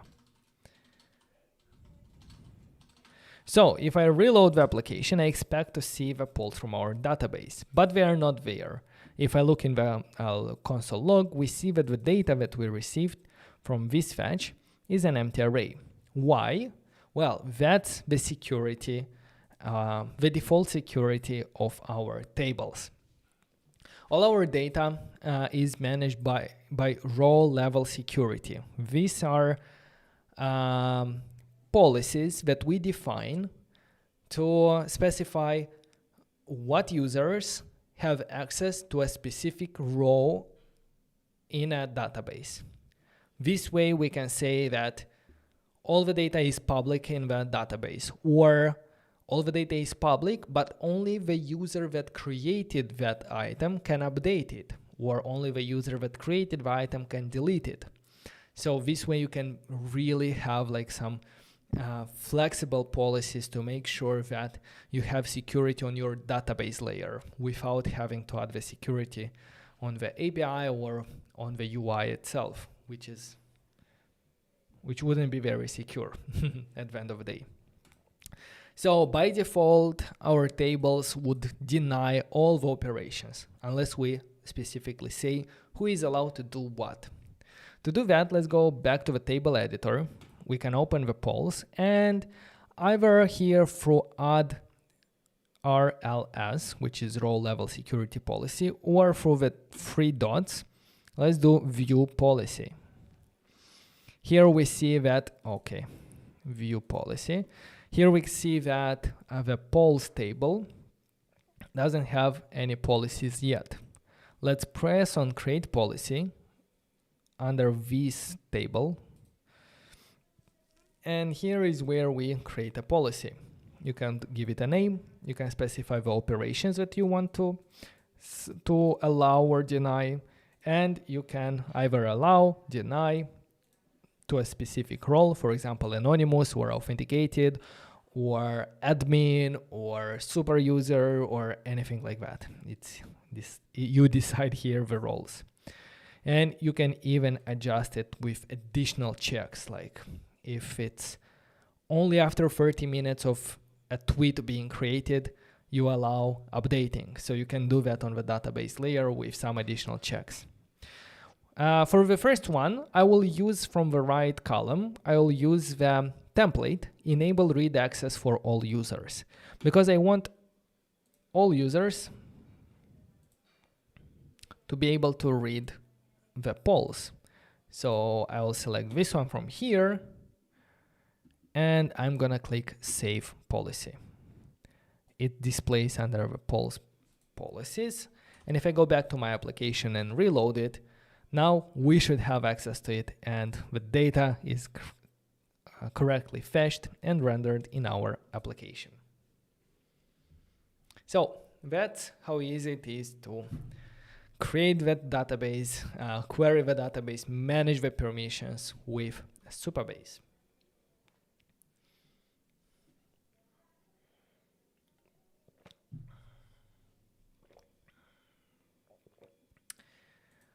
Before we move forward, I want to mention an optional step only if you're using TypeScript. I think you'd want to follow these very quick steps to make sure that your Supabase client is properly typed. Because now if I hover over this data, we see that it's an array of any, which means that Supabase does not understand like what is going to be the type of these polls. However, Supabase supports out-of-the-box TypeScript, and it also generates types for us. All we have to do is go ahead on the dashboard, scroll down to the API docs, and under tables and views, go ahead in the introduction. Here, you should see generate types. Under generate types, there is a button generate and download types. This is the easiest way. There is another way of using the CLI, which I might show a bit later, but the easiest way is to go here, download the types for your database. Here we have it downloaded. I'm gonna grab them from my download folder, bring them in my VS Code. Come on. Yes, I want it here. Or I'll put it on my desktop. And I will move it. Let's do in the source. Let's create a new folder called types. And let's move the file in the types. It should be called it usually is called Supabase. I already downloaded a couple of them, so I'm gonna delete the two. And this file contains the types for all the tables with, in our case, it's poll with the information about the data in one row, information for the insert operation, update information, and so on. So what we have to do with this is simply import it in our Supabase client. So let's import database from types Supabase, from this file that we imported, and give this database to the create client as a generic type here, database.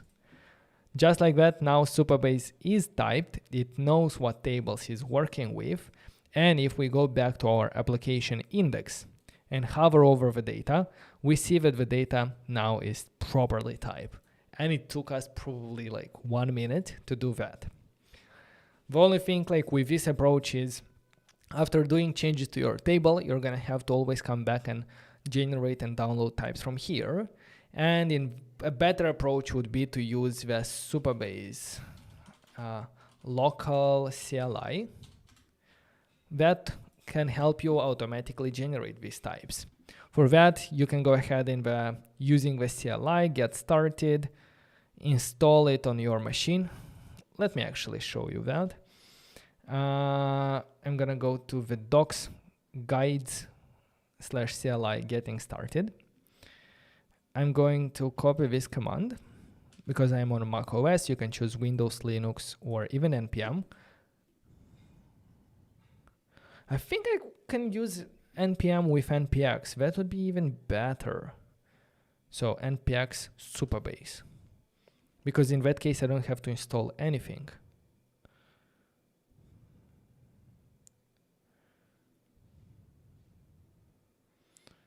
So the next step is going to be to generate types. Where is it?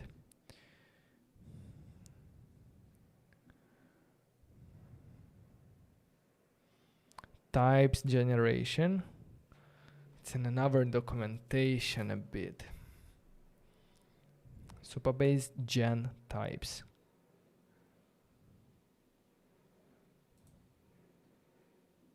Supabase gen and should be Supabase gen types. So does that mean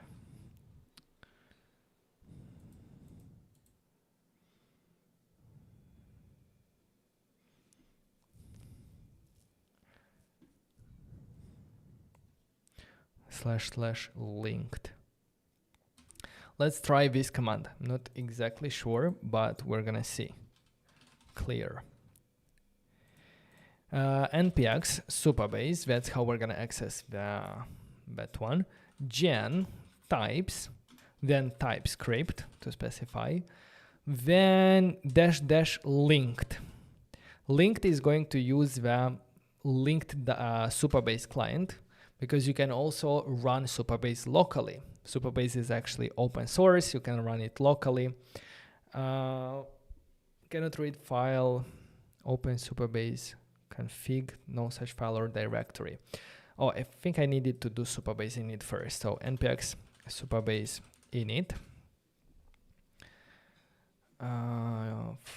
For Dano, change code set for node, no. So what's happening here in the Supabase? I need to link it first.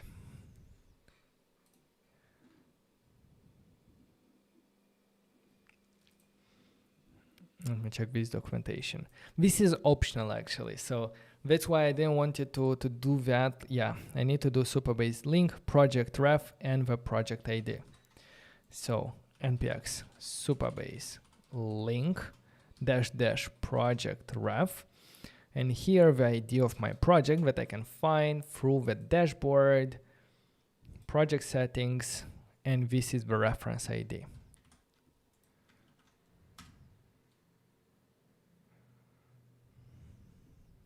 Enter your database password. That's where you're gonna need the database password if you saved it. If not, you can go ahead and for the database, you can reset the password here through the dashboard, so no problem.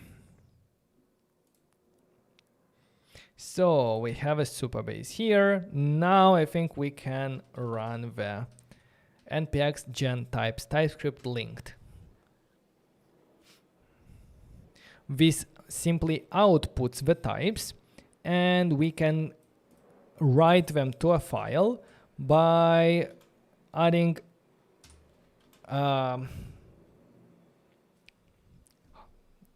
the more than sign, and then provide the URL where you want to write the types.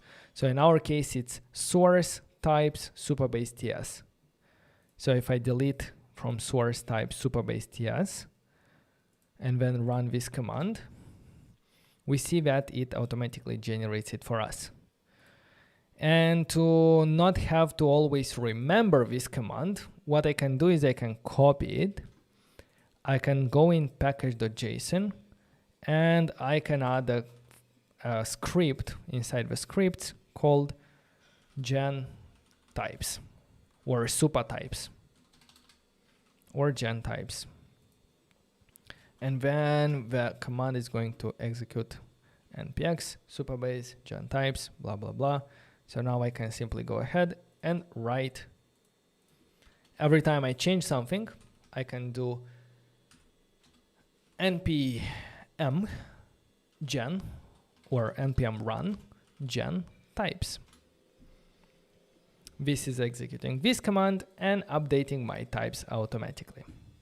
Anyway, that was, as I said, optional, because you can still go through your, as the easiest way to go through your API documentation, introduction, and download the file from here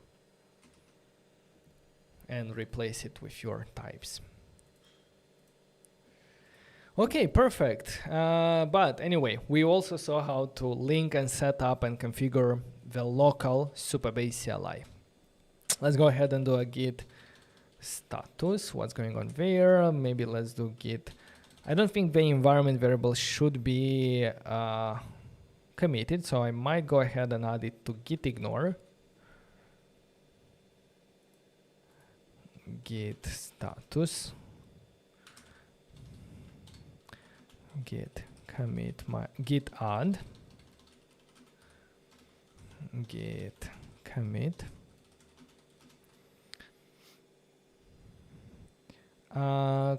Set up Supabase.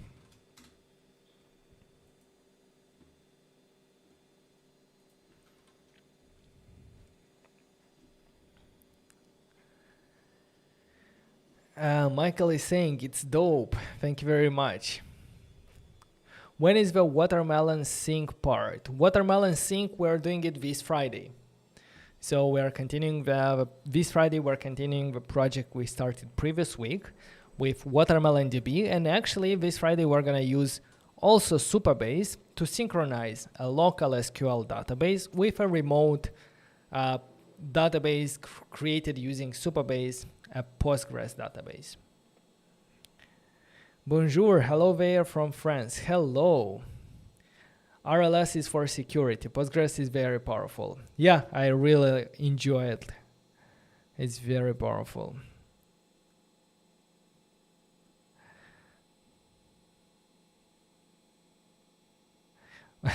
Now is saying, whoa, I'm going to use Supabase for my next project. Thank you for sharing.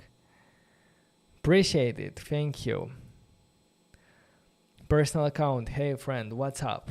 I'm good. Building a voting application.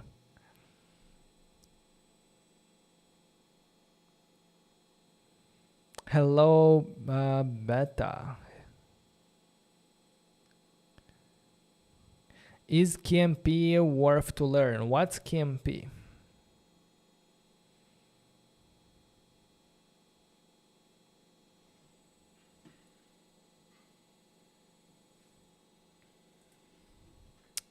Okay guys, so far we saw how we can fetch data using Supabase.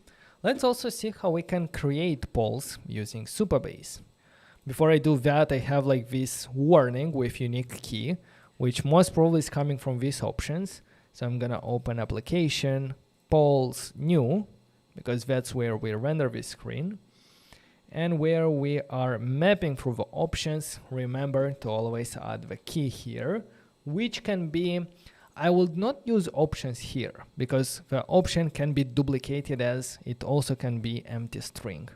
I think I'm going to simply use the index as the key. So now it should work. Okay. So what we want to do here is we want to create a poll, but the fact is that we don't want anyone to be able to create a poll.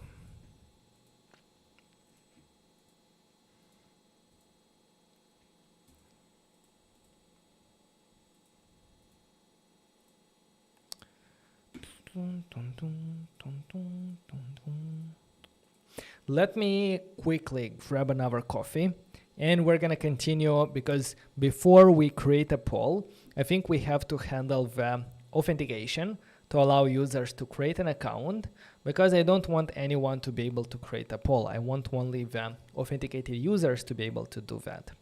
So yeah, quickly grabbing a coffee, we're continuing with authentication and then creating, updating, and more. So stay tuned.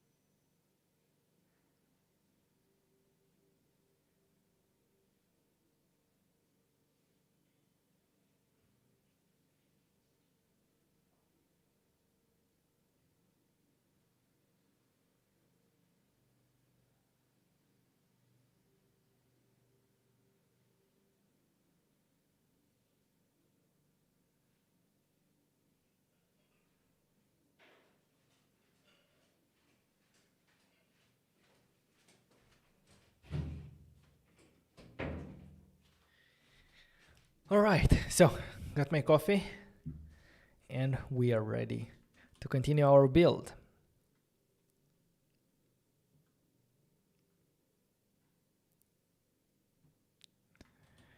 Hello from Tunisia. Hello, Suhail. So where are we at? We said that we need to create a poll, but we want to only allow authenticated users to do that. Well, first of all, let's go ahead and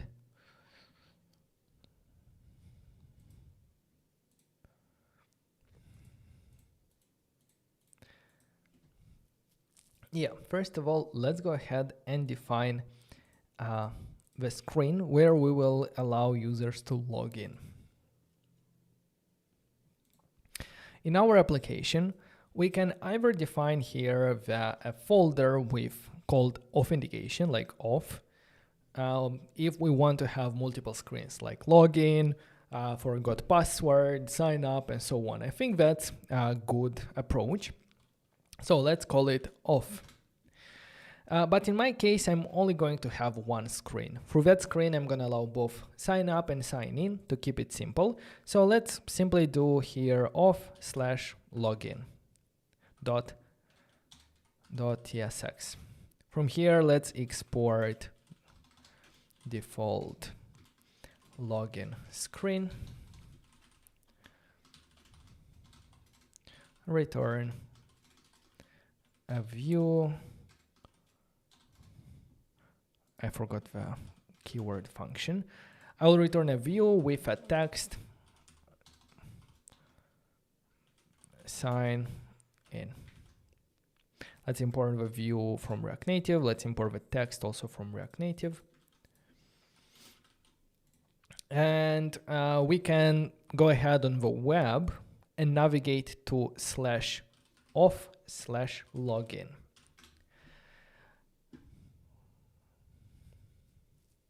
Yes, we see the sign in here. But I'm going to show you a quick trick. Like if you want to get rid of the /auth and only have directly /login, because it might be a better URL, like your website /login. But you still want to group all the authentication screens under the same folder. What you can do, you can specify that the folder name or a file name, probably only the folder. You can specify that the folder name is an optional path parameter by putting it inside round brackets like this. So if we do that, go back to the web and go to the /login, it works. And it will also work if we navigate to the /auth/login will not work, but if we put the auth in the parentheses, it will also work and actually redirect us back to the login.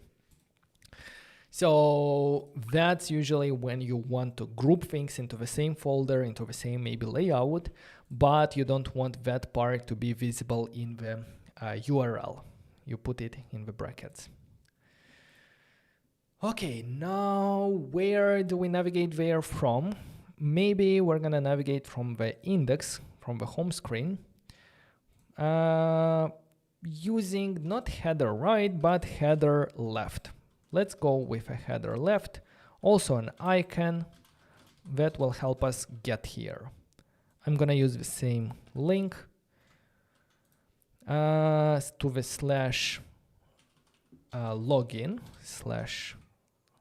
/login, and here, I don't know, and design user. Yeah, that would work. So now on the left, we have this user. So if I press, I'm redirected to the authentication login. Now let's go ahead and develop this login screen.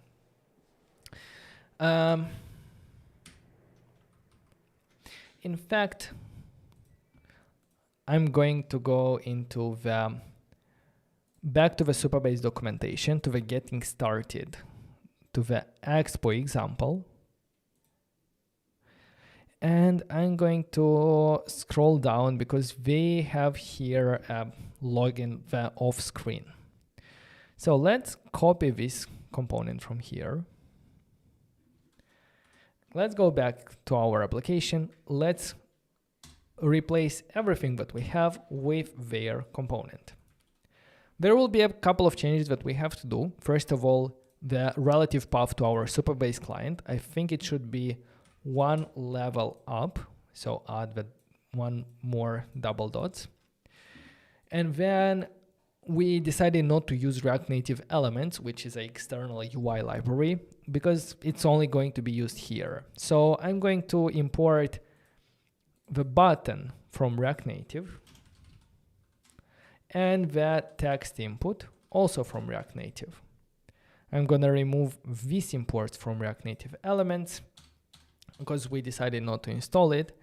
And we're going to have to update a little bit our component. I'm going to scroll down. I'm going to explain everything that's happening here. But now let's make sure that everything is working. For example, for the inputs, we need to make them from input to a text input from React Native. It doesn't have a label, so let's remove a label. It doesn't have a left icon. Let's remove a left icon. And everything else is going to work. The same thing for the password. Instead of input, it's going to be a text input. It doesn't have a label. It doesn't have a left icon. And everything else is working like this. And everything else should be working fine. If I go to the sign in, here is a very, very basic sign in page. We can maybe bring here from our polls new page the styles of our input to make them look a little bit better. So I'm going to copy the styles of input, bring them to our login screen, add them in the styles, and assign them in the two text inputs that we have. Styles.input, and the same for the second one. Styles.input. Maybe we can add a title somewhere here, like text, because it looks like very... let's import text from React Native as well. And render a title here. Sign in or create an account. So if I go here, can even style it a bit with a font weight of 500. Okay, so doesn't matter. We're not focused on how beautiful it looks. We're focused on making it functional. What do we have here?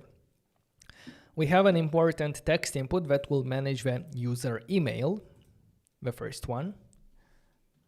And we have a text input that is managing the user password, the second one. It also has the secure text entry to make sure that the password is hidden. It has two buttons, sign in and sign up. They are both calling different functions, sign in with email or sign up with email. Let's check what's happening in the sign up first. So in the sign up, we are calling the supabase.auth.signup and simply sending there the email and password. I think this code can even be simplified because email, password, password.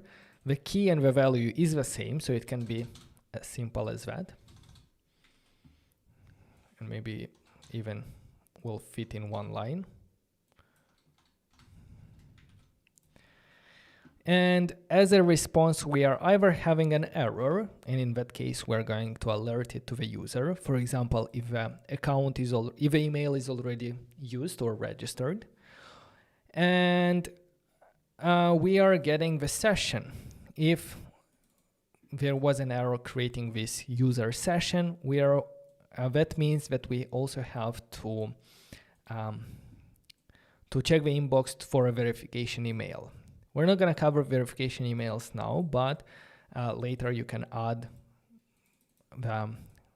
When you go to production, it's very recommended to have a way to verify the emails, and Supabase does it very easily. automatically for you, but you just have to handle it here. So the same thing with the sign in. We have auth sign in with password. We are sending here email, can be simplified as well. We're sending in password. If there was an error, we are showing it alert. Otherwise, we don't show anything and we just set the loading to false. And that's it. That's the whole screen. Super simple. The only thing is that at the top, there is this upstate event listener, which will start auto-refreshing the authentication token when our application is active and will stop that when it's not active. By doing that, we're gonna be able to listen to the on-off state change callbacks, and with that decide like if a user has signed in, has lost connection, or the session has been terminated. We're gonna check that a bit later. But for now, let's go ahead to our dashboard because we need to do some changes. And the changes that we have to do is under the authentication, under the providers. By the way, look at how many auth providers they have. Like you can integrate with all of them. For example, for now we only have email enabled, but you can have with phone number, with OTP, with Apple, Facebook, with GitHub, Google, and the rest. But what I want to do is I want to go to the email and I want to disable confirm email to allow users to be able to sign in without having to confirm email first. This is for development. Maybe in production you'd want to confirm emails, but for now let's update that and let's go back in our application here. Let's try to create an account. I'm gonna add my information here, a very simple password. If I press sign in, it's gonna say invalid login credentials because there is no user yet with that credentials. Let's go ahead and press sign up. This is going to create the user. At the moment, it's not doing anything because the way we're gonna handle that is a bit different. But if I press again sign up, it's gonna say that we already are signed in. User already registered, as you can see. I think here if is not session should be inside an else if, because there was an error and I saw user already registered. So add the else here for not seeing two alerts when this happens. But I can press sign in and it now doesn't show me an error because it manages to sign in properly.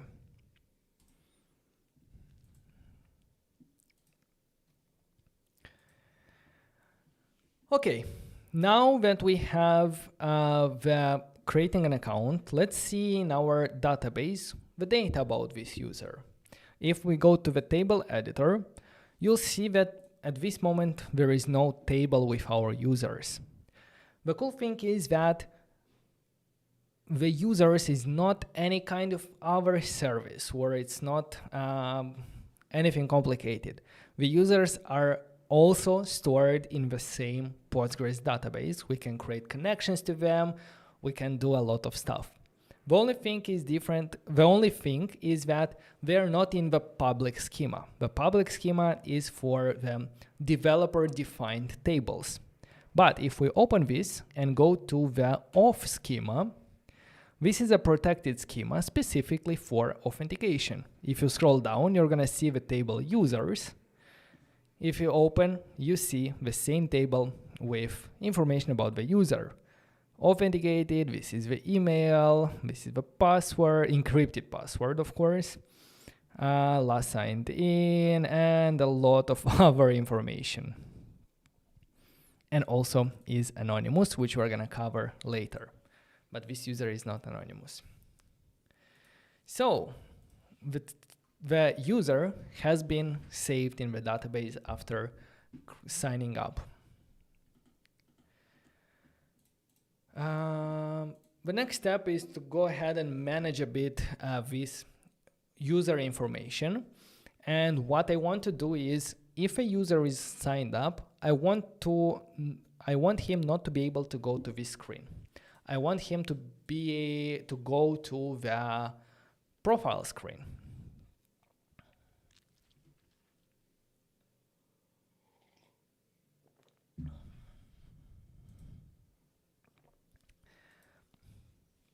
So for that,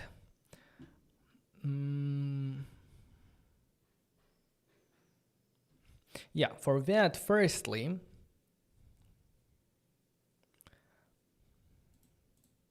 let's do that. Let's first create a profile screen where we're going to display some basic information about the user, and most importantly, a logout or a sign out button. That is going to be a page under here, let's say profile.tsx. In the profile, we're gonna do a export default function profile screen.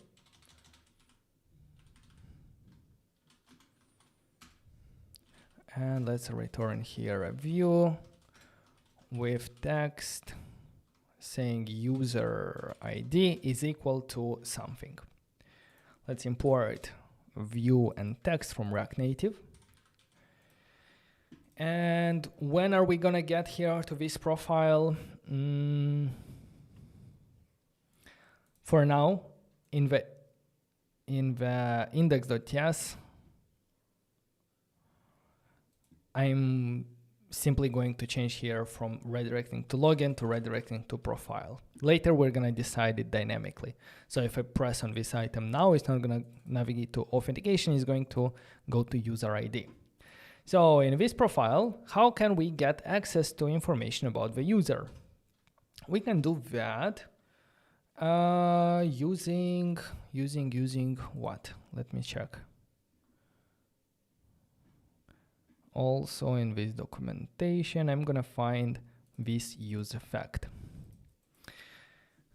This use effect that gets the session, and the session has the user.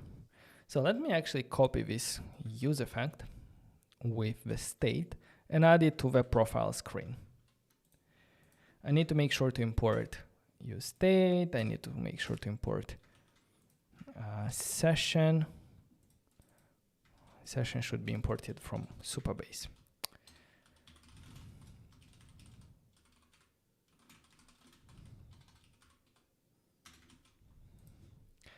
The use effect as well from React, and the Supabase client from our lib Supabase. And what's happening here is when this component, which is our profile screen, mounts, we are using supabase.auth get session, and then after we get this session data, we are setting it in state. Now inside this session, there will be the session.user.id. We can in fact actually console log this session to know more information about the user. So if I go now to this page, cannot read user of session because the initially session is null, so I should add here the question marks like this. If I go there, now it displays the user ID. And in fact, it's going to be the user ID that you can see in your auth schema, in your user database. It's this one, 9b, ends with 9b. And console log session. In the log, we should see the access token, we should see when it expires, the app metadata, if it's confirmed or not, if it's anonymous, is anonymous, phone, metadata, and a lot of details. So, perfect. The only thing is that I will need this user and session information in multiple places in our application. So what I don't want to do is I don't want to always come back to a screen and copy this state with this use effect, with a get session. I didn't talk about the on-off state change, but this is basically a callback, like we are subscribing to authentication updates. For example, if a user signs out or if his refresh token expires, we are going to receive it and the updated session, and we're gonna update it here. So I don't want to always have to come back and copy all of this code just to get the user. I want to have a reusable way to get this information. And I think for this scenario, the best approach is going to be to create a React context and expose the user or session information to the whole application. So we can simply consume it and decide like what we want to do. Either display user information on the screen or decide if user has access to some features or not. For that, I'm going to declare a new folder in the source called providers. And let's define the auth provider.tsx. This auth provider is going to help us define a React context for our authentication data. So let's start by defining the auth context using create context function from React. We're gonna initialize it with an empty object right now. And let's go ahead and define this provider. So we're gonna actually export it by default function of provider. This provider is going to render the auth context that we created here, the auth context.provider. That's how we provide values, or let's close it. Oh, it should be closed here, and it will close automatically. So by doing this auth context provider, and by sending here some data, which I'm gonna do in a moment, everything that we render here inside this auth context provider will have access to this auth context. In a way, it serves like a global state. So what's going to be rendered here? Well, I want this component to be very reusable, so I can wrap it around anything that I need access to it. So for that reason, I'm going to get the children property from here. I can type it using props with children, and then simply render the children as the children of our auth context provider, like this. And I'm gonna put them in different rows so it's easier to see. Oh no, please keep it like this. Oh, it doesn't want it to keep it like this, but anyway. So now everything that we're gonna render inside our auth provider will have access to this context. So where are we going to use this auth provider? We need the whole application to have access to information about user. So I'm gonna go in the application, in the root layout, in the first layout you see, and I will wrap the whole stack inside that provider. First, let's import auth provider from our providers and wrap our stack inside of provider. Now stack is the children property of provider, and auth provider receives the children and it renders it inside our context provider, meaning that all the screens in our stack and also the nested screens, everything will have access to our context provider. Now that's where we're going to do all the fetching about the user, the session, and so on. So I'm gonna check the profile screen, and this use effect with the state, I'm going to copy them from here and actually cut them from here and move them in our auth provider component. We need to make sure to import the state, the use effect, Supabase client, and also the session here. Come on, import session.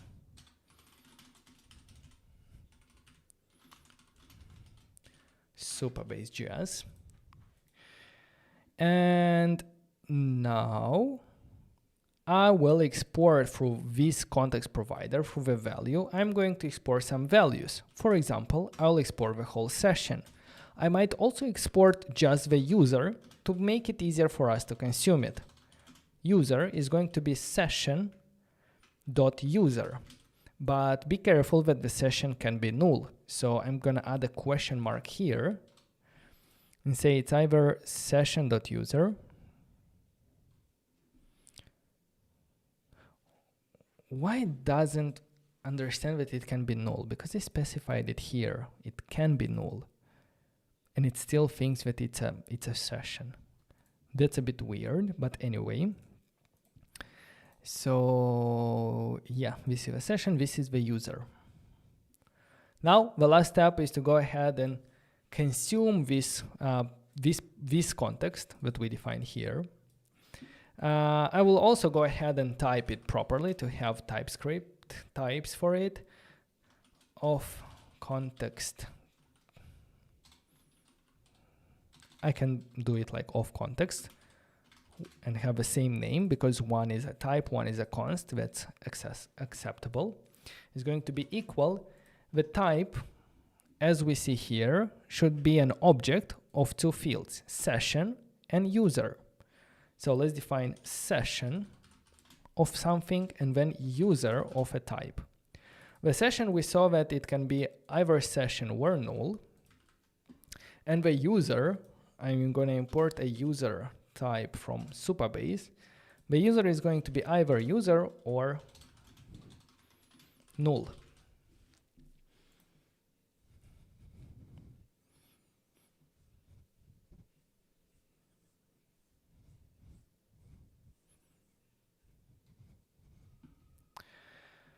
So now I need to properly type this create context using the type that we just provided, that we just created. And we need to specify here default values, session null and user null. This is the default values.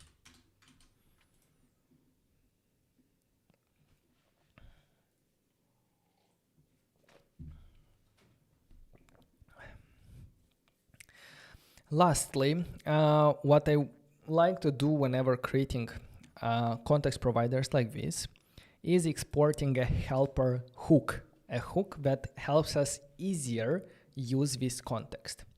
Because without a helper hook, the way we need to consume this is using the use context hook imported from React. Use context, where is it? Use context imported from React, and then providing the actual context there, like this. But if we have to always do this, it becomes complicated. Not complicated, like we need to import two things. So it's 2 lines of more code like every time we use it.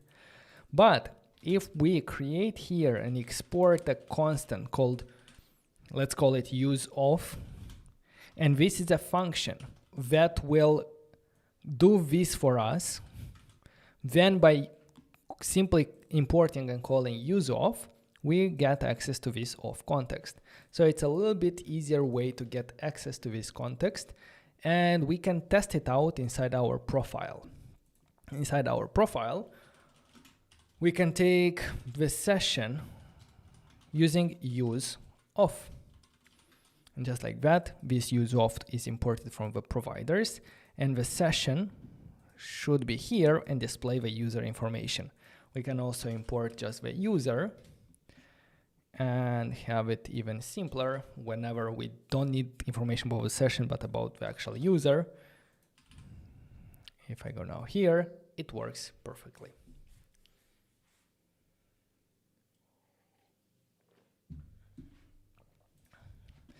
Now, what should I do with this? So this is our auth provider. It gives us information about session and set session.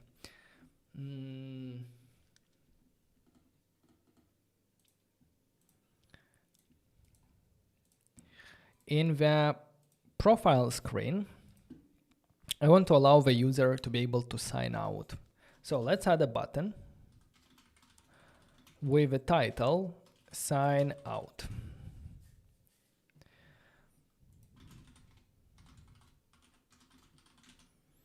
When I press on this button, I need to sign the user out. Super simple to do using supabase.auth.sign out.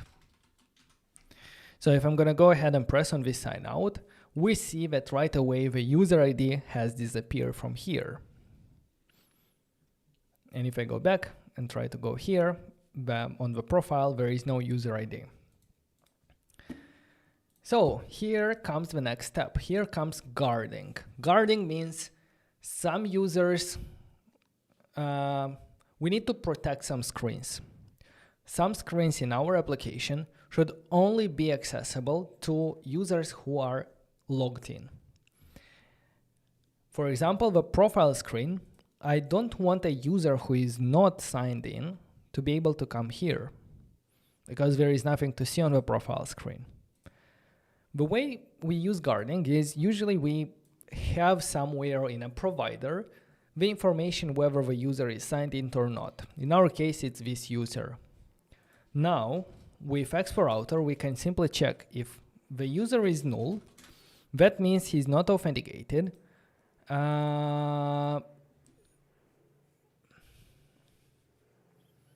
going to cover an edge case here, but a bit later. So if a user is null, simply return a redirect component imported from Expo Router and redirect the user to the /login. So now if I'm going to try to go to the profile screen, it will automatically redirect me to the login. And because that's what it gets into, it's in the redirect here. So I can go ahead and sign in with my account by notjust.dev. Sign in.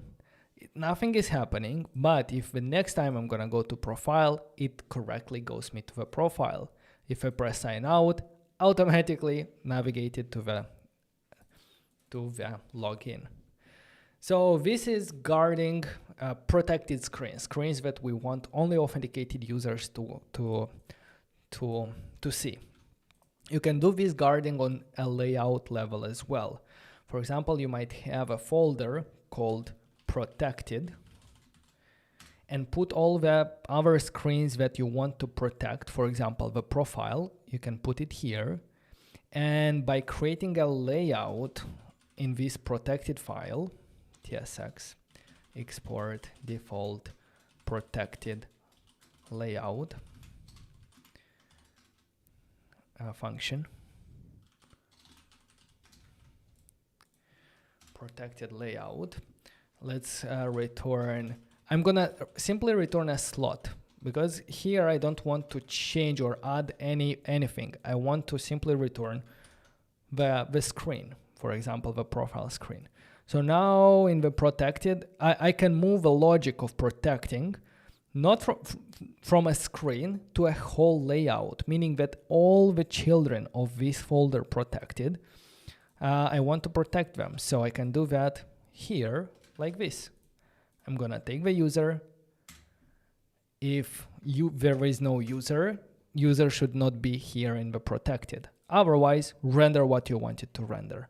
And now from profile, I can even remove it from here, this check altogether, because it's not at a screen level, it's at the whole layout level. So if I go now here, it redirects me to the sign in.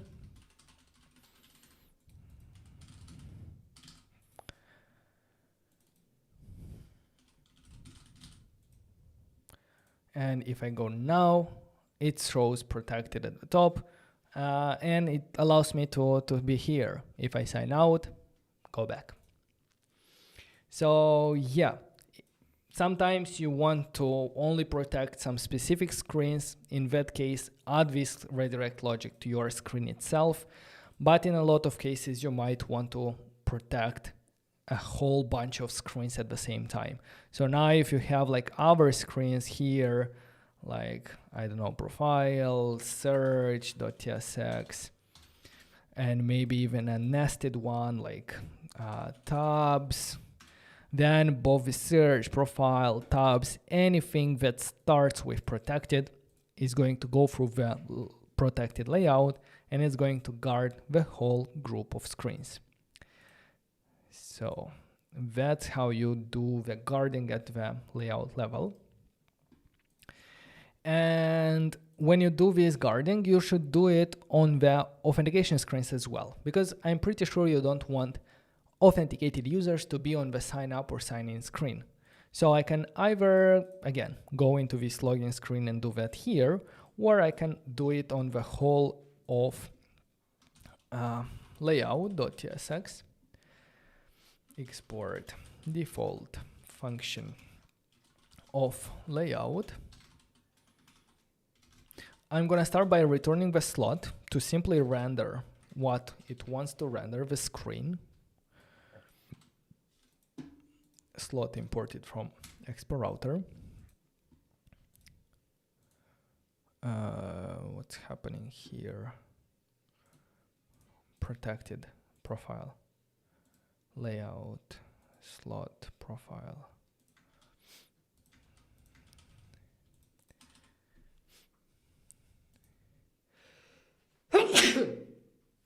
Sorry. And I will do the same logic as we did in the protected layout. I'm going to do it in the off layout.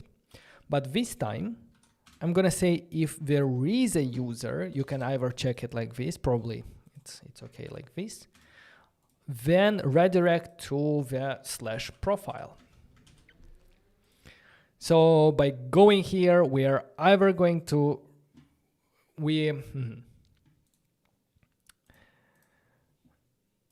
let's see right now. If I go here, I'm redirected to the off screen. Now, if I sign in,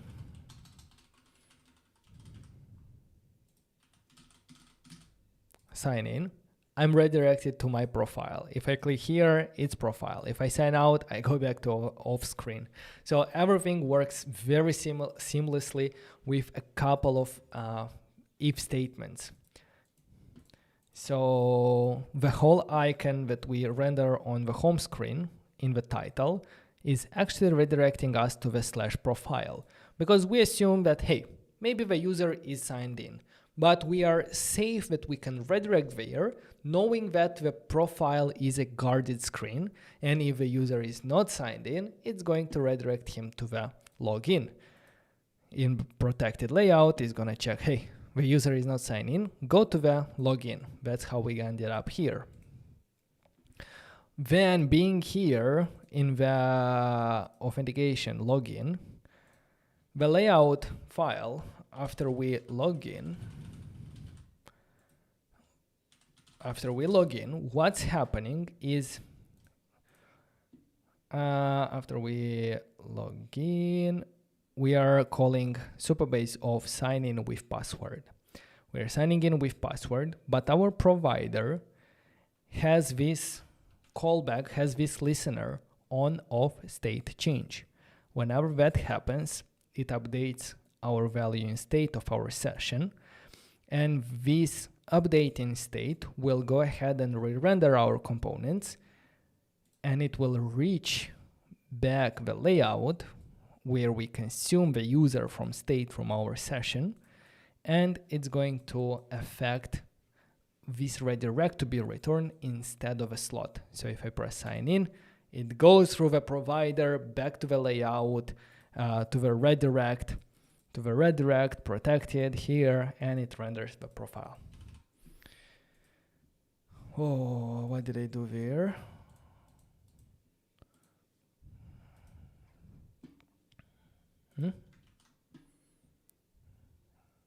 Off layout. Okay, Perfect. So with that, we have a full authentication system in place. Git add, git commit authentication.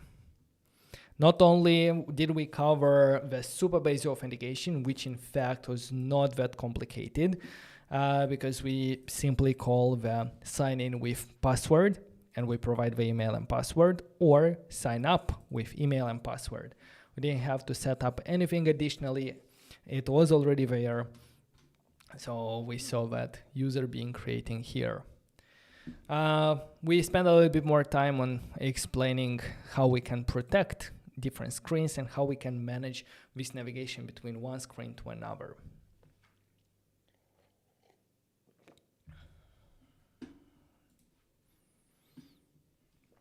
Okay, so now that our user is signed in, we can go ahead and create polls, because we want only signed in user to be able to create polls. How is it going, guys, so far? If you enjoy it, make sure to subscribe to the channel if you haven't already, because we saw from analytics that 99% of you guys watching this video are not subscribed yet. So if you don't believe me, let's go together in the analytics. I'm interested if it was changed. Come on, YouTube.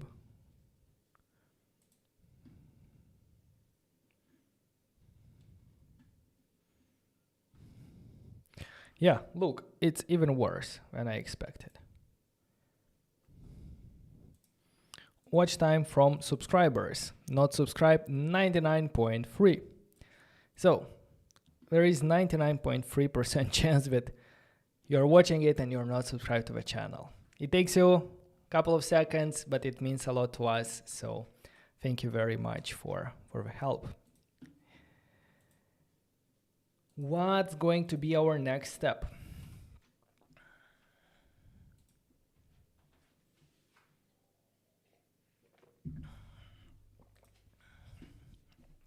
Yeah, next step I think is going to be creating the polls, because actually I want to also protect this screen of creating a poll to allow only authenticated users to come here, because if we are signed out and we try to go here, I don't want that.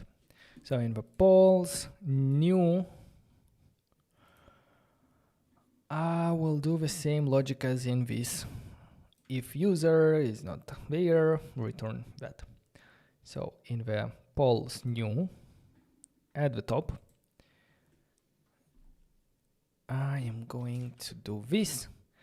And I also like to have all the return statements here together. So I have states, other imports, then functions, and then return statements, because this will avoid situations where you are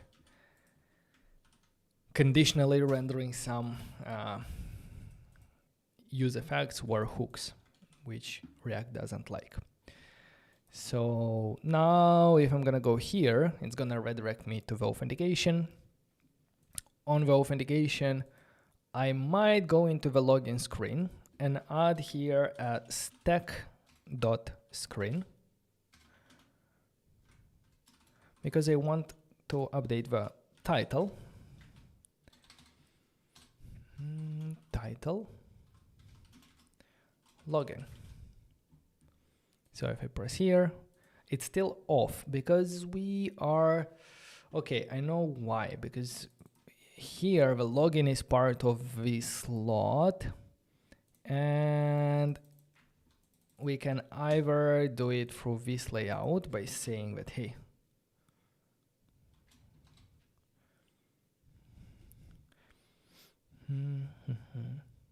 most probably, like I'm gonna go back and have a stack.screen here with option login.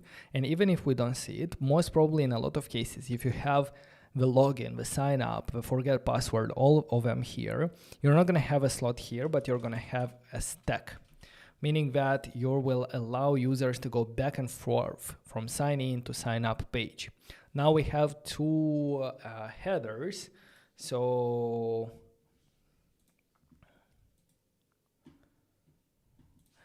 actually, I'm not gonna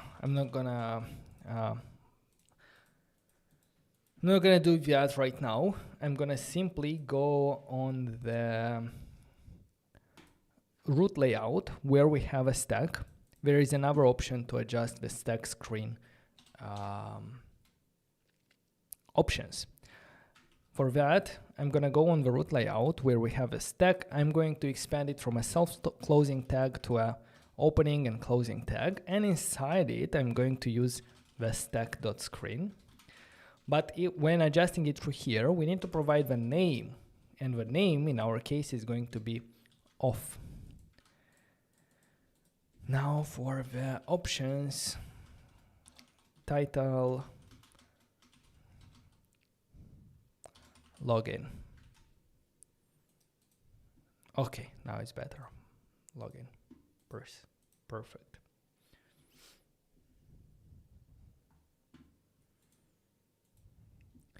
Why are you using Expo? Because it's the best way to build React Native applications.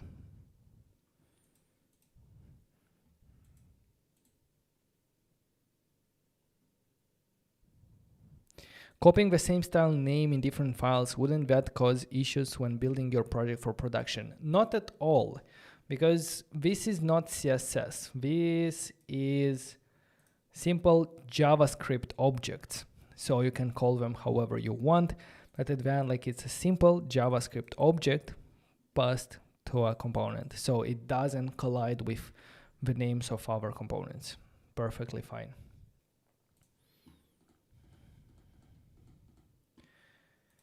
What I was doing, I was going here, okay, I was trying to create a poll. It doesn't allow me because I'm not signed in. But if I am going to sign in,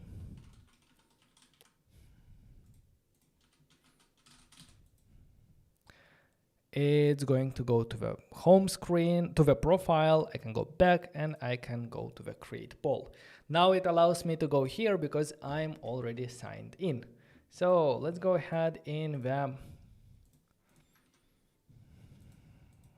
let me check the git status.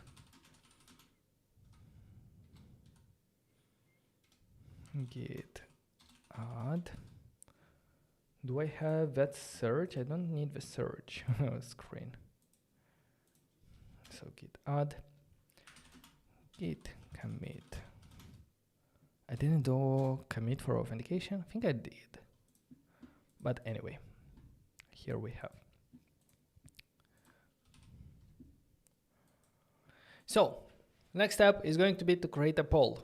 Let's go ahead in the polls, new, and here in the function create poll, which we call when we press this button, maybe you can do some checks. Maybe you can check if there is no value in question. We can maybe have an error state, error, set error.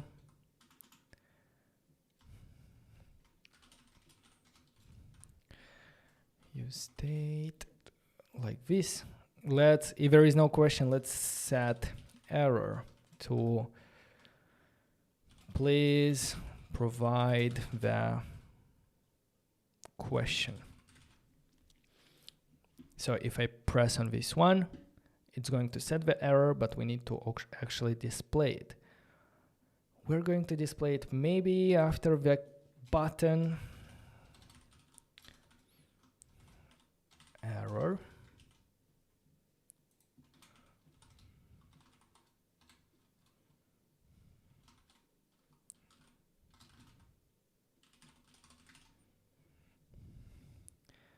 If I do provide it and press again, I want to first reset the errors when we go in this create poll. So set error to empty.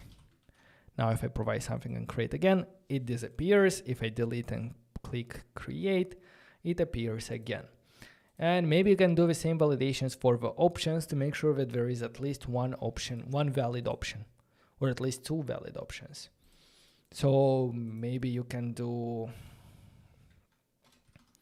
const valid options equal options dot filter. I'm going to filter only the options that are not empty strings. And then I'm gonna check if valid options dot length is less than 2. Then we're gonna set error to this one. Please provide at least 2 valid options. And after setting the error, I think we need to return, not to go to the next step. So now if I do create poll, it shows me the first error.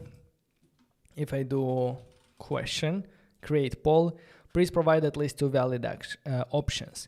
And I think it should work even if we create poll, it works. If I don't have one, if I have only one, it raises the error. And I think it will also work if any 2 options are valid, because we can take those and use them for them, skip them, the ones that are missing, and use them. Okay, after the validation, here we need to actually create these options in the database. Let's go ahead and see how we can do that by going to our Supabase dashboard, going to our table. Let's select the public schema where we have our tables. Let's go into the polls. And under the API documentation, we can see how we can insert rows. You can insert one row, you can insert many rows at the same time, or even upserting, which means update if it already exists. So let's take this insert row, or maybe copy. Let's come here. In the create poll, after we do the validation, let's do Supabase, which should be imported from our library, Supabase. From polls, we need to insert. And because our Supabase client is typed, it says that the value in the insert is not correct, because the value should have a question. That's our table, remember? It has a question and option. So question can be question, but because we have the same key and value, I'll remove it and have shorthand. Same things with options. Just like that, we are creating a poll with a question and the array of options. Now you can check here if error, then you can alert failed to create the poll. Maybe for development, you can also console log error to see what's going on. If data, I don't think you need to do anything here. And if everything worked, I will return here to make sure, like, if it's an error, it stops here. But otherwise, I'm going to do router, import it from Expo Router, then back. So basically go back. If I go with this approach,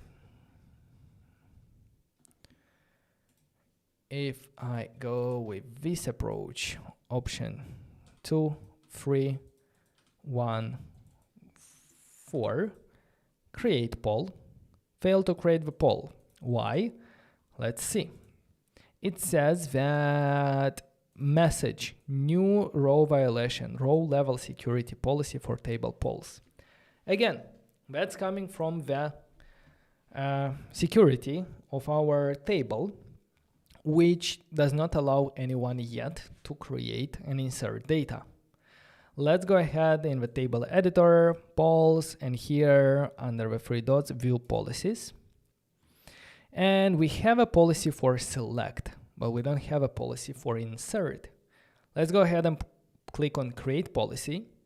And I'm gonna use also a template, enable insert for authenticated users only. With this policy, you see that insert in the target role, we are targeting only the authenticated users. So we're not going to allow anyone to insert, but only users who are authenticated. Let's create save. And now try to create the poll again. If I do that, I come here. If I reload the first screen, we see a new item being added here.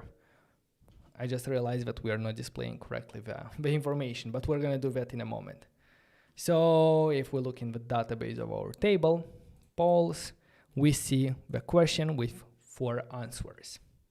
I think it would also, we said that we want to skip the options that are not added. So instead of sending the options, in the insert, I'm going to send here the valid options, which will be only the ones that are non-empty. So if I do create poll now, it should have only 2 values. Yes, the first and the second. Perfect. Also, based on that raw security level, we're going to be protected on the database layer for only authenticated user being able to add something there. And I'm going to show you that. For example, if you don't have this on the database layer and only on the user interface, for example, here, if I am signed out, creating a poll is also protected on the UI. But imagine if someone bypasses that, or if you made a mistake and you forgot to add this protection in the polls new at the end here, I'm going to comment out this redirect, meaning that I'm allowing an unauthenticated user to try to create a poll. He's going to try to do that. And when creating a poll, he's going to see fail to create the poll. If we look here, we see that security policy does not allow him to create the poll. So he has to go here, sign in, and then the database will allow him to write. So this way we are sure that we are protecting not only on the UI, but also on the database layer. Create poll, now it works. And now we have more items. I'm gonna move back here. Okay. Let's go ahead and do a git add, git commit -m, create polls.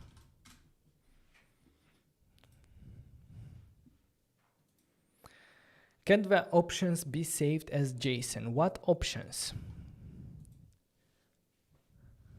Robert is saying, I just submitted a polling up to the store last night. Congratulations. Send us a link. Would love to see it.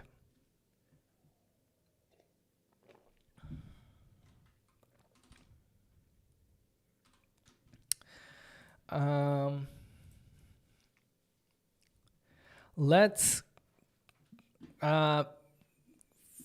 go back to the fetching, because I just realized that we are not displaying the title of a like the question of a poll here, but a dummy text. That is happening in our application index. And here, instead of an example poll question, I think what we want to do is say item dot, but the item polls doesn't understand that it's an array of, yeah. Here is the thing. Without proper typing, like I'm not gonna have proper autocomplete. So yeah, I know that there is item.question, but TypeScript doesn't tell me that, and it renders correctly. If I want TypeScript to tell me that, let's check where we're taking it from. We're taking it from useState. The useState is defined as an empty array, and if we hover over the polls, we see that it's an array of any, because we didn't specify what is the type of every single item in that array. Yes, the data here is typed because Supabase knows it, but our state variable is not typed. So what we should do here is we can import the database type import database from types Supabase, and say that this state, or let's find here type poll equal database. And if we're gonna look at this database, we see that the database has what? Has a field public, then tables, polls, and then row. So we need to get there. To get there, we need to access database. We first have to access the public. Public is our schema, our database schema public. Then we need to access the tables. Then we need to access polls. Then we need to access row. And now I can use this poll to properly specify the type of my state, which is an array of polls. Now if I check here, it works properly, and I'm going to have proper type suggestions, item.question. In order not to have to access it like this all the times, I used to create in my types helper functions to easier access different tables. I'm not going to do that in the Supabase TS because this file is going to be overwritten every time we update our database and we generate new types. So I'm going to create a new types here. Let's do db.ts. And here, let's find this poll, for example. Let's import the database from the Supabase, and I'm going to export type poll. So it's a simple helper type that gives us access to this one. When this one is going to automatically be updated and regenerated, it's going to affect this poll type. Now I can go ahead in my home screen, press import here, and it imports from types database, and I can remove the one above, types/db.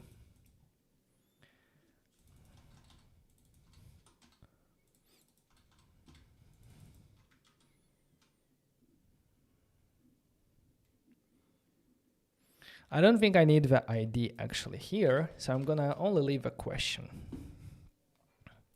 So now we are properly rendering it here. When we navigate to the details screen, that's going to be inside our polls ID. This is the screen where we are rendering the details of one of these polls with their options.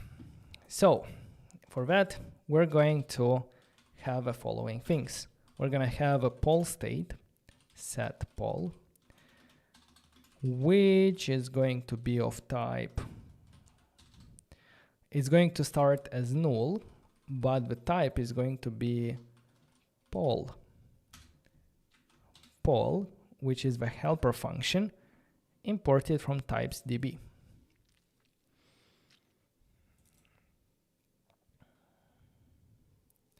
We no longer need this dummy data. We're gonna check here if poll is not defined. That means that either it didn't find it or it's still loading. So I can do here return. I'll assume that it hasn't loaded yet, so I'm gonna simply return an activity indicator to show a spinner. So if I'm go there, we see the spinner for the activity indicator. Now we simply need to fetch that poll using Supabase and set it in state.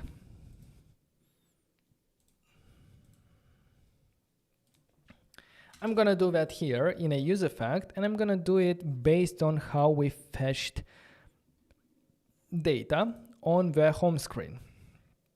Let's copy the whole use effect from here in the ID, because it's very similar how we fetched all the polls Let's import Supabase alert. And here, the only difference is that we need some conditions. The conditions can be applied here after the select. So we need a condition equal, where the first parameter is the column name and the second one is going to be the value that we want to compare with. So we want to find the polls where the ID is equal to this ID. We're gonna have a problem, but we're gonna see it later. So let's try actually first and see that problem.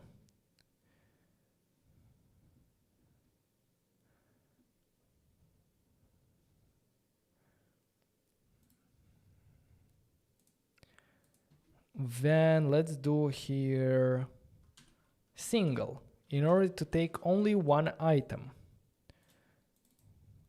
It's not error. Let's try to set it in state, but I believe it's not gonna work because it should be a number, not a string.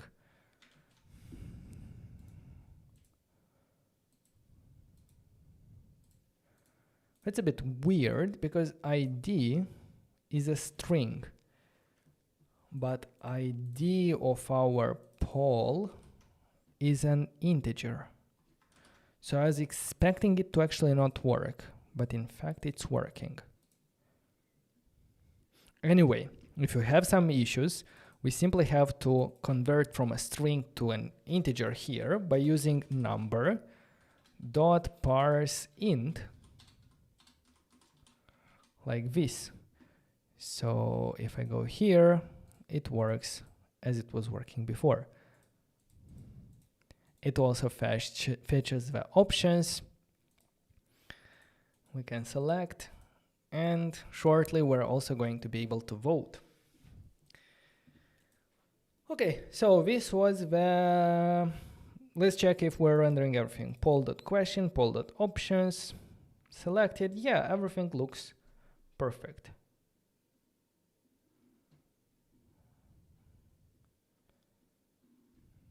Maybe the set selected should be empty at the initial. And I think everything else looks good.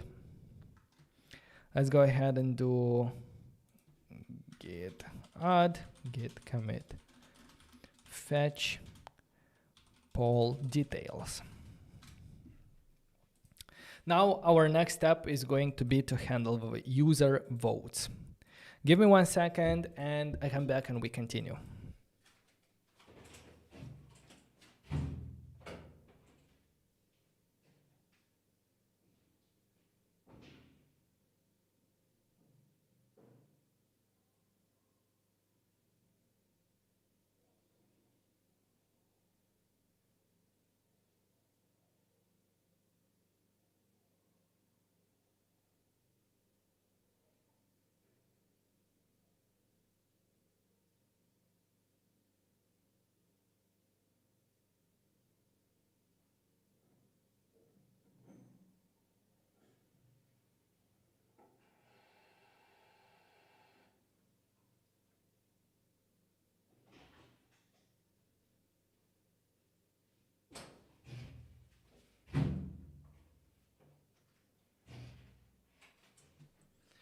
Okay, I think I need some oxygen in this room.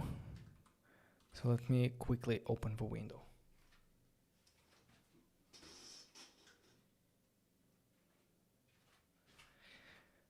Okay, so with the polling, we are done. We managed to create, to fetch a list of them, to fetch the details of a poll.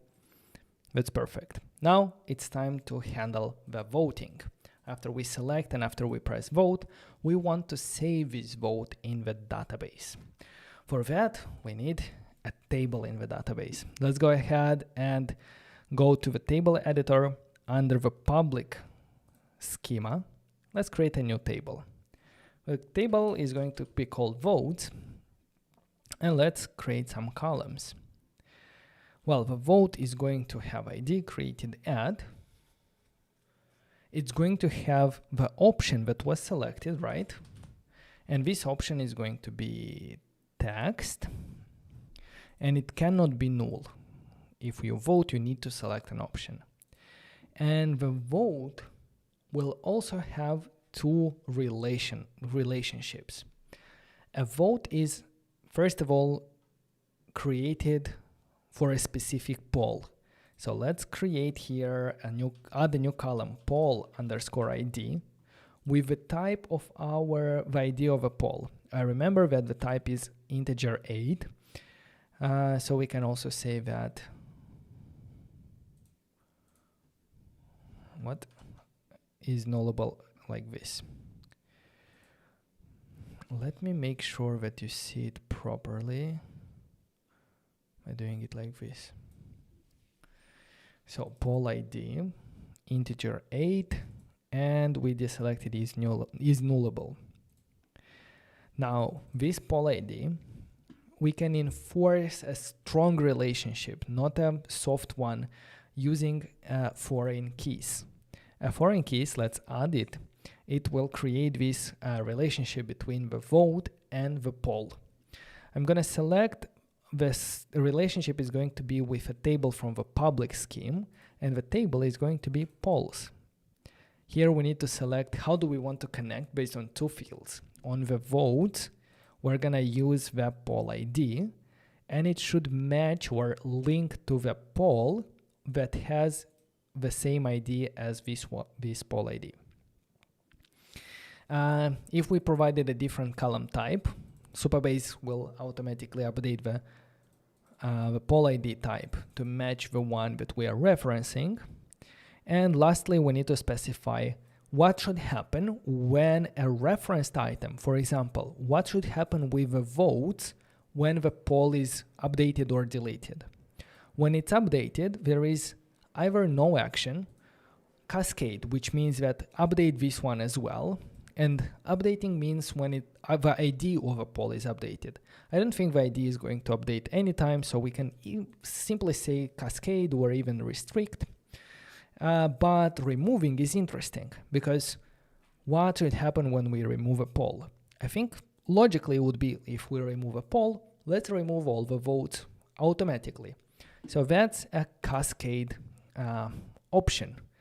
Cascade means that when removing the referenced item, all the items that are referencing to it is going to be automatically removed. And this is very helpful when working with data, because you don't have to think about, okay, I deleted a post, now I have to go delete comments, delete likes, delete shares, delete analytics, and so on. No, you just specify what you want to happen, then you delete a post, it deletes automatically all the relationships that you set to be deleted. Because you can also say that you don't want the poll to be deleted if it has some votes. That's also possible. But I'm going to leave to cascade.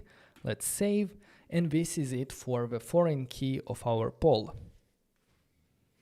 Now, the second relationship of a vote is, yes, we are voting in a poll, but we need to know who is the user who voted. So let's add here another column, user underscore ID.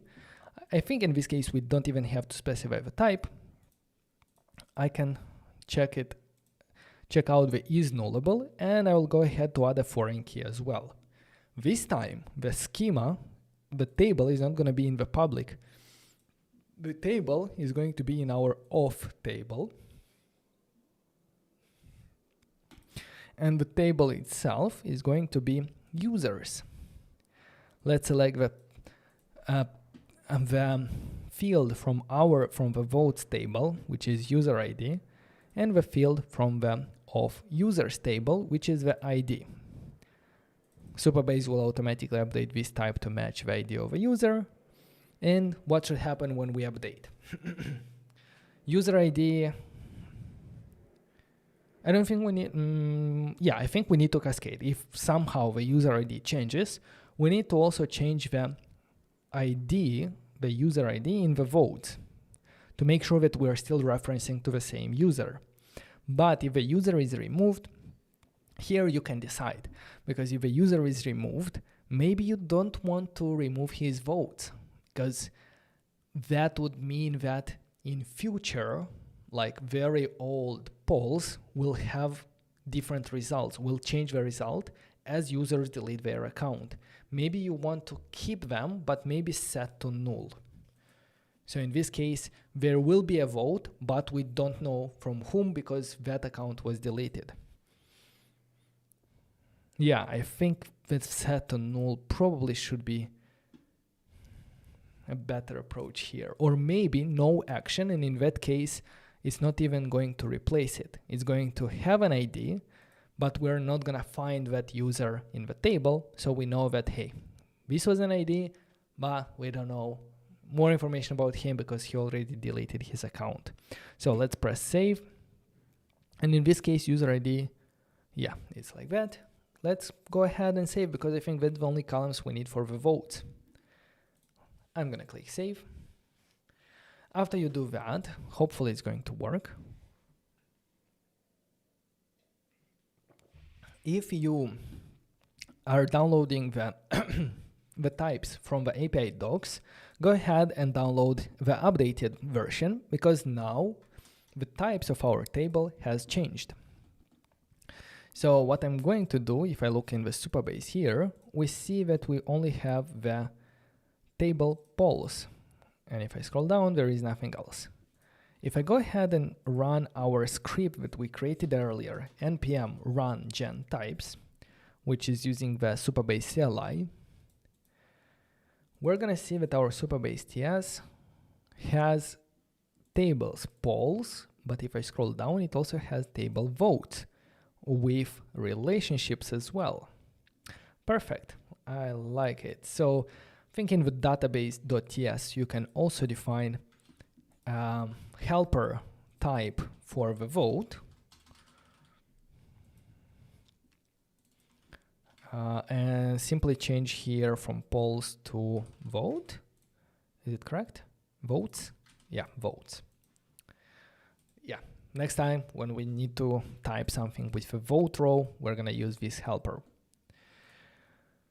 But what we have to do, remember by default, nobody is allowed to write or read something from the votes. So we already know that. So that means that we can go right away in the view policies of the votes table, view policy. Let's create a policy. I think we want to enable read access to everyone. So let's click save so anyone can read the votes. But we want to create another policy to enable only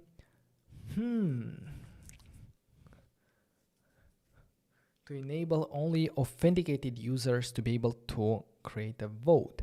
But later we're gonna see how to allow anonymous authenticated users. So we're also gonna check that. But for now, let's select enable insert for authenticated users only. Save policy. And we have insert and select. Perfect. Let's go ahead in the table, vote, under the API docs, there will be this insert rows.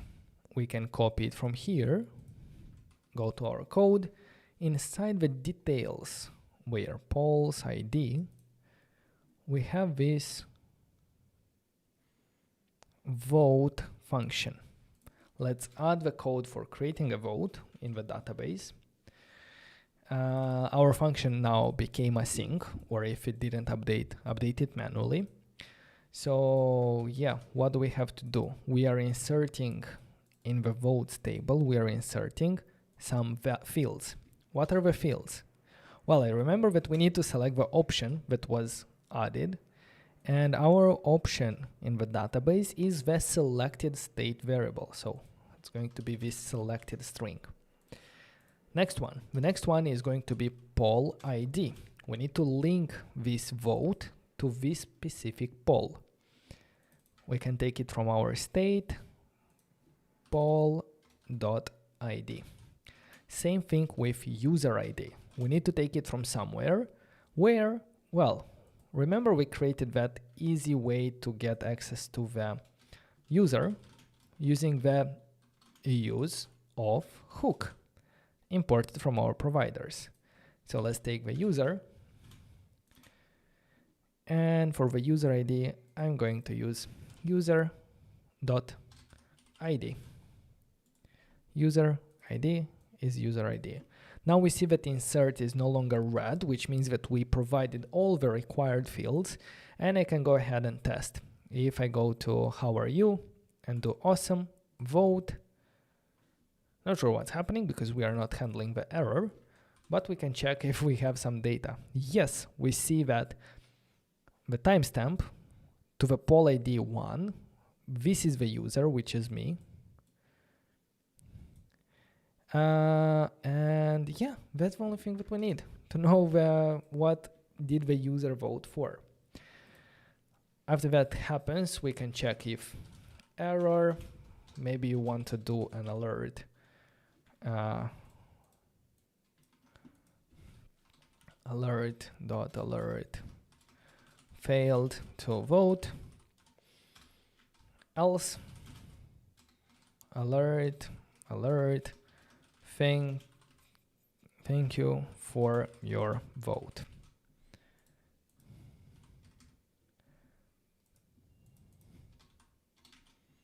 So if I do one more, thank you for your vote, and we see one more there. Perfect. And I can go to another one and do the same, vote, thank you for your vote. And it's going to have option 3 for the poll with ID 4. If you go back to a poll that you already voted, maybe you want to see what did you vote for. In that case, we're gonna need to store the user vote in a state variable, user vote. Use state. Initial is going to be null, but here we can type it using the vote helper type from our types. And let's go ahead and in this use effect where we are fetching the polls,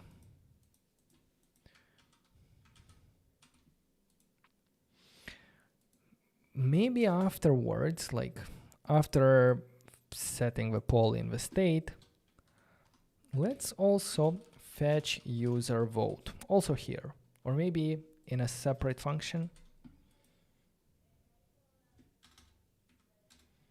but also in the same use effect, fetch user vote equal async. I'm going to copy everything from above and say, I want to fetch the votes table where, and I'm going to filter by 2 fields. I will look only at the votes where poll underscore ID is equal to the ID of a poll that we can take from this ID. And also, I want to check only the fields, only the votes where user ID is equal to user.id. This is going to give me only my votes for this specific poll. After that, I can do set user vote using data.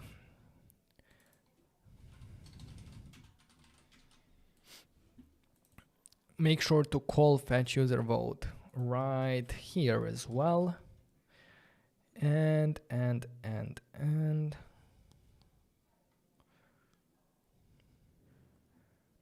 also when calling set user vote, we can, if there is some data, if it found something, we can update the selected field using data.option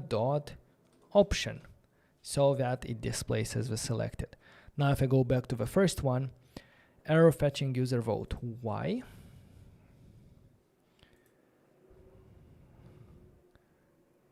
Unexpected token. What unexpected token?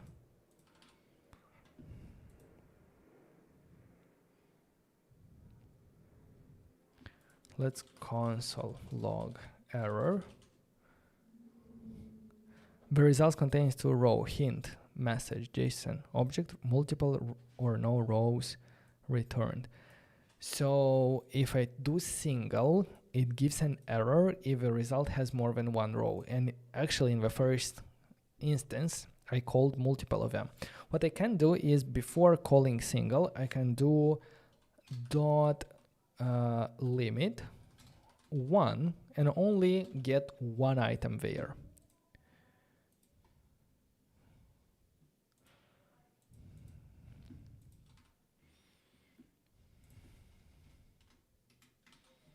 So if I go to the first one, oh, come on. I'm gonna have to Control Z a bit until I get back the styles.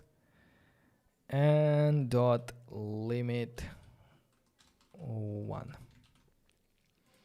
So give me only the first one and take it from there using the dot single. All right. Seems to work. What's the weather? Here as well, what's happening? Error fetching user vote. The result contains 0 rows. I don't think I need to actually check the error.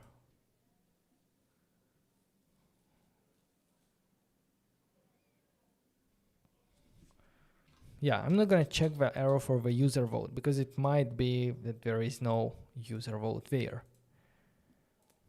If it is, good for you. I'm just checking if data, then select it.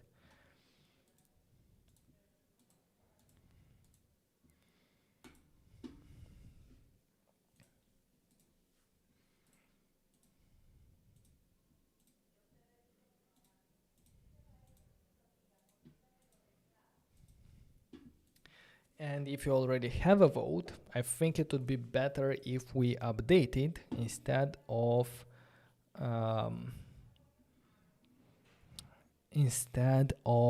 creating a new one. So if I go to the polls API docs, update Supabase update equal, okay. Do they have upsert? Insert row lets you user insert table. You can also insert in bulk and do upsert. Upsert matching rows. Upsert, okay. How does this work more exactly? Upsert data. Upsert would be like update if it exists or create, update if it exists or create if it doesn't. So on the table, depending on the columns passed to on conflict. Allows you to perform equivalent insert if a row with corresponding on conflict column doesn't exist. Or if it does exist, perform an alternative action depending on ignore duplicates. Primary key must be included in the values to use upsert. Yeah, I think you know what? I think in the vote, when we do insert, it's automatically going to do upsert, no? Didn't it say? No, it's gonna do.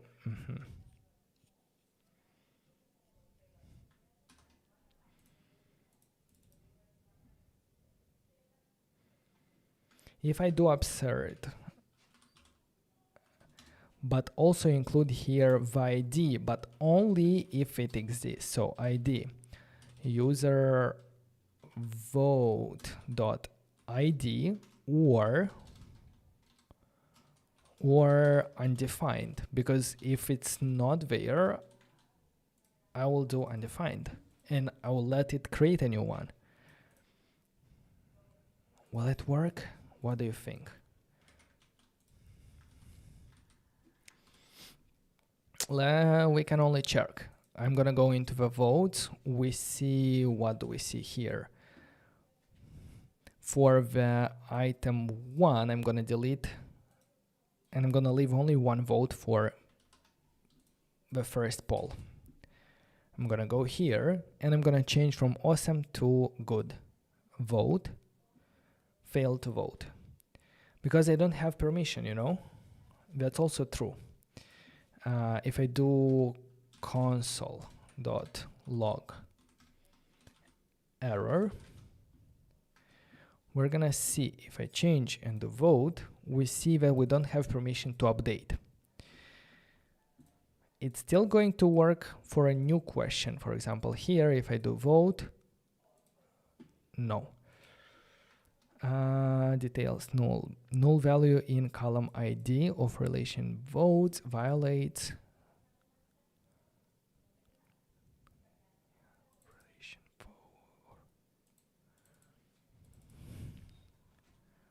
null value, null.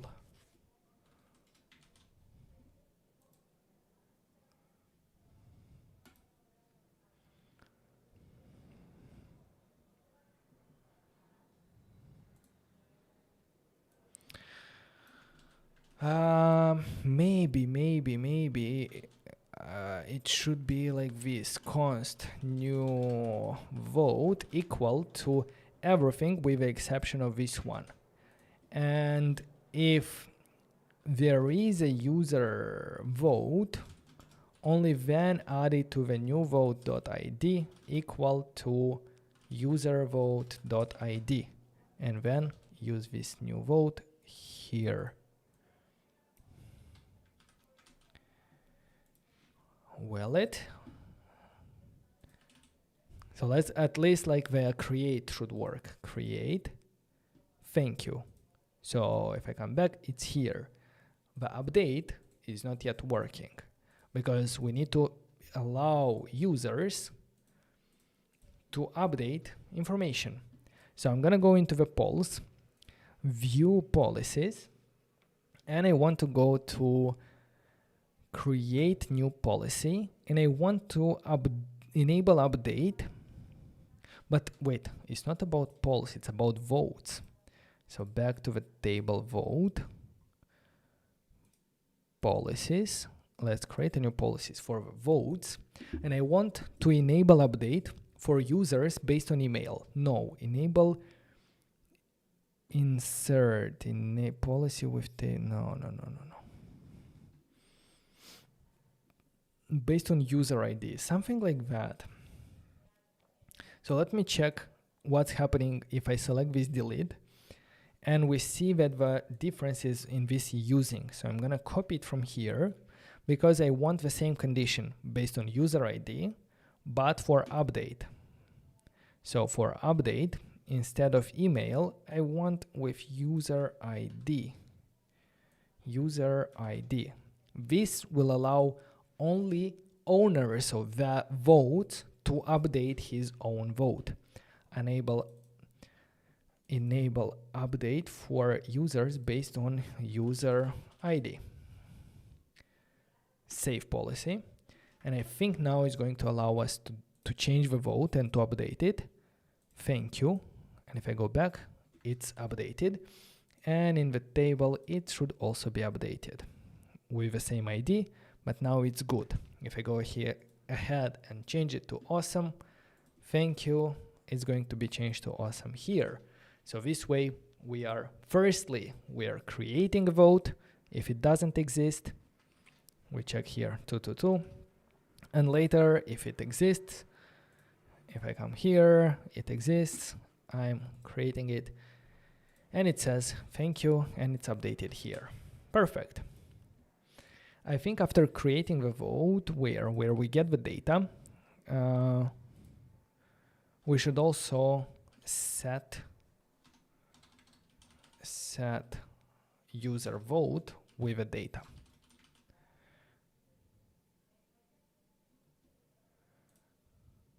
Select dot single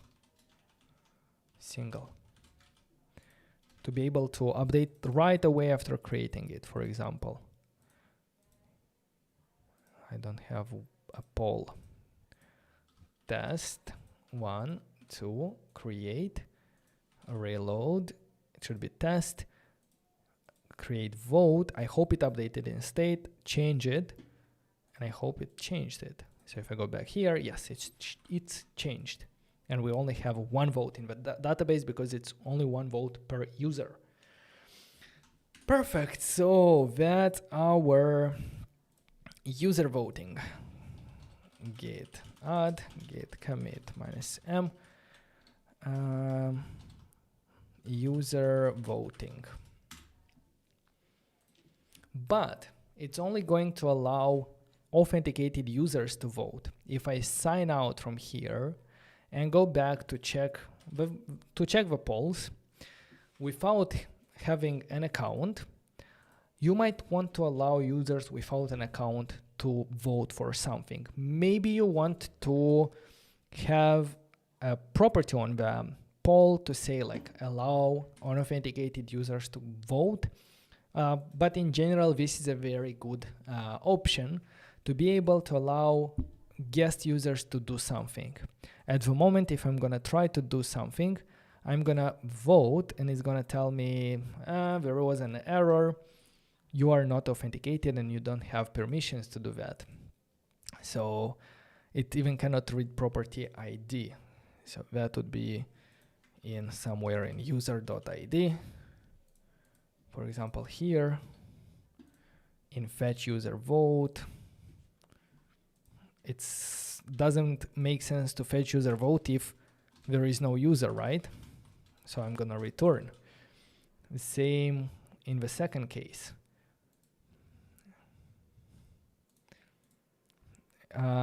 It doesn't make sense to vote because there is no user ID, but anyway, we could try. We could try that and we're gonna fail. Maybe you can do it like this and it will say fail to vote because you don't have permission for that. This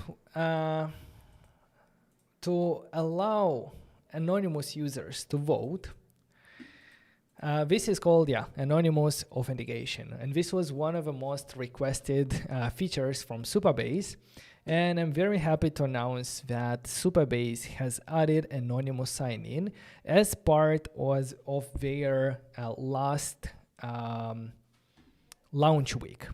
So if we go to this blog post under the launch week, we're gonna see that now it's possible to enable anonymous sign-in, and it's super easy to do that. All we have to do, go to our dashboard, go to project settings. Under authentication, there is allow anonymous sign-in. Let's select that. And you can also select allow manual linking in order to allow users to link their anonymous credentials with their password and email after we decide to create an account. Let's click save. And now users are allowed to create anonymous sign-in. To do that, simply call auth sign-in anonymously, and that will automatically sign the user in. Let's check that. For example, I can do it in providers. I can say that, hey, get the session, but in the use effect, get the session, but if there is no session, sign automatically the user as a guest. You can do it in different ways. You might have a login screen with a button, continue as a guest, and create it when the user presses that button. In my case, I want to automatically create an account for him. You might have to think about and decide what would be better approach for you, but and I'm gonna show you in a second what is the differences. So let's go ahead and use Supabase auth sign in anonymously. It's going to give us back the data with a session, which you can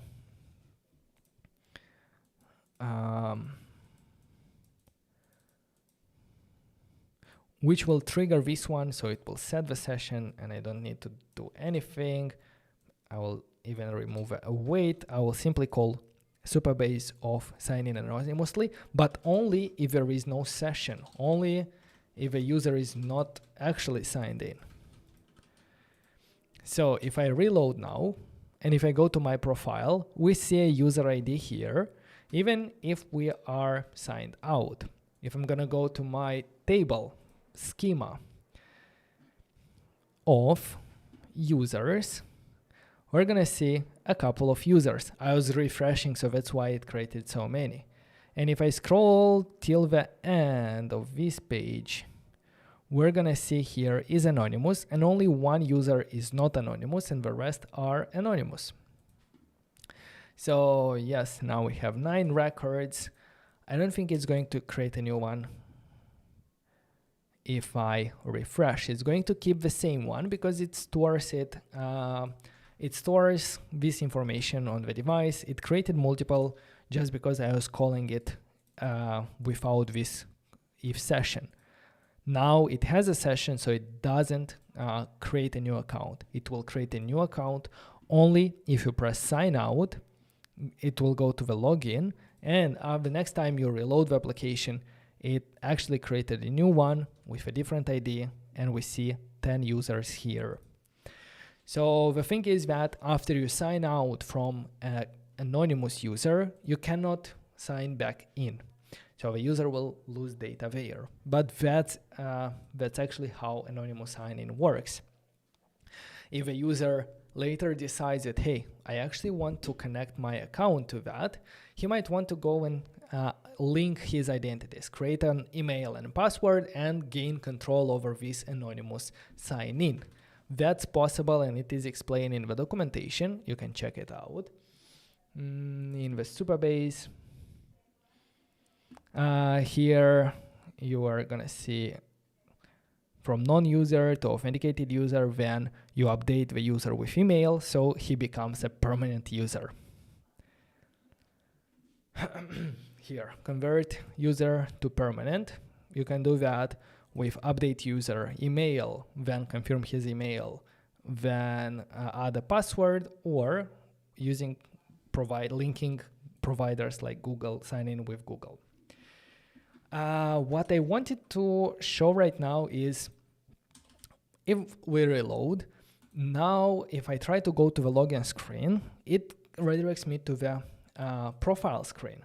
Well, that's not exactly what I wanted, but because I'm not yet logged in with a permanent user. I am a guest user, but anyway, I am considered an authenticated user. And this is important to understand with this concept with anonymous authentication, because an anonymous user is still a user.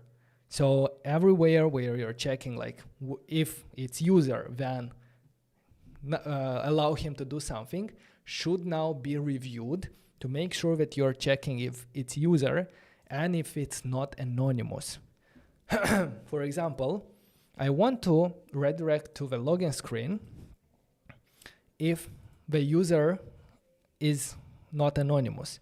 So probably I will go into the auth provider, and I'm going to export one more thing here, is authenticated as a boolean, which will mean whether the user has a permanent account. Is authenticated initially is going to be false, and I'm going to export it from our value with the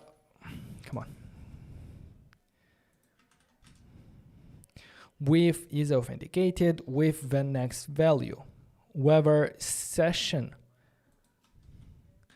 if session user is true, but at the same time if session.user is not anonymous, is anonymous equal false. So the user is authenticated when it has the user, but it's not anonymous. So I can now use this is authenticated in, for example, my protected layout to take not whether it's user, but whether it's authenticated. So if it's not authenticated, go to login screen. Now I can go here. And it's redirecting me back because I have to use the same logic, the same is authenticated, back on the authentication screen. So on the authentication, I redirect back only if he's not actually authenticated. So now I can go here. It allows me to log in. I'm signed in as a guest because you see I'm at the login screen, but I can still vote because I'm a guest, and thank you for your vote. And if we check in the votes table, we have a new vote from a user with a different ID than the others that we had before, with the EF, the guest user. So even if you, I believe if you close the application and open it again, even if you're a guest, it's going to store that information for you. You'll lose it only after you uninstall the application. You're not going to be able to use the same guest account. You see, it's the same, super good. But after logging in to a permanent account, sign in, we're redirected to the profile. So profile is only for permanent accounts. And I have a different vote here because that's what I did before. So that's everything. Well, not everything. Another important, very, very important thing is the same thing as I explained. Anonymous users are still users. They have a user role. And you need to pay attention at your database security policies to make sure you allow certain features only to permanent users. Here, it shows how we can do that. We are gonna use the JWT token, and in that token there will be that is anonymous, so we can use it as part of a role level security. So for example, I don't want a guest user, I want a guest user to vote, so for that all good, but I don't want a guest user to be able to create a poll. So I'm gonna go into the view policy. When I have insert, I'm going to edit this policy. At the moment, I'm allowing all authenticated users to do that. Anonymous and a normal user, they're both authenticated role.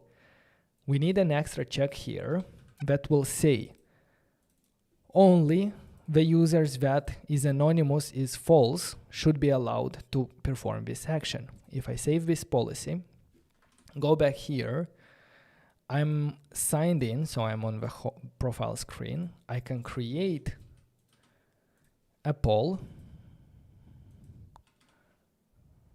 It was created, but if I sign out, now I'm a guest. If I try to create a poll, I should not be able to do that. Fail to create a poll. And you can, this is on the database layer, you can do on the UI layer as well, but you can still do other things, for example, vote. So it's up to you how you decide, how you manage these roles, but important thing to understand is that when creating a new policy, here when selecting the target role, authenticated will target both anonymous users and also the one with a permanent account. If you want to restrict something to only users with a permanent account, you can check it through JWT token based on this is anonymous field. So that was the tutorial, guys. I think I'm gonna stop here and I'm going to publish the code, and I want you to take this tutorial from here and improve it. There is a lot of ways you can improve it. You can add a lot of options to these polls. You can add images. You can count the votes and so on. I had a lot of fun putting this together with you, and thank you very much, Supabase, for making it possible.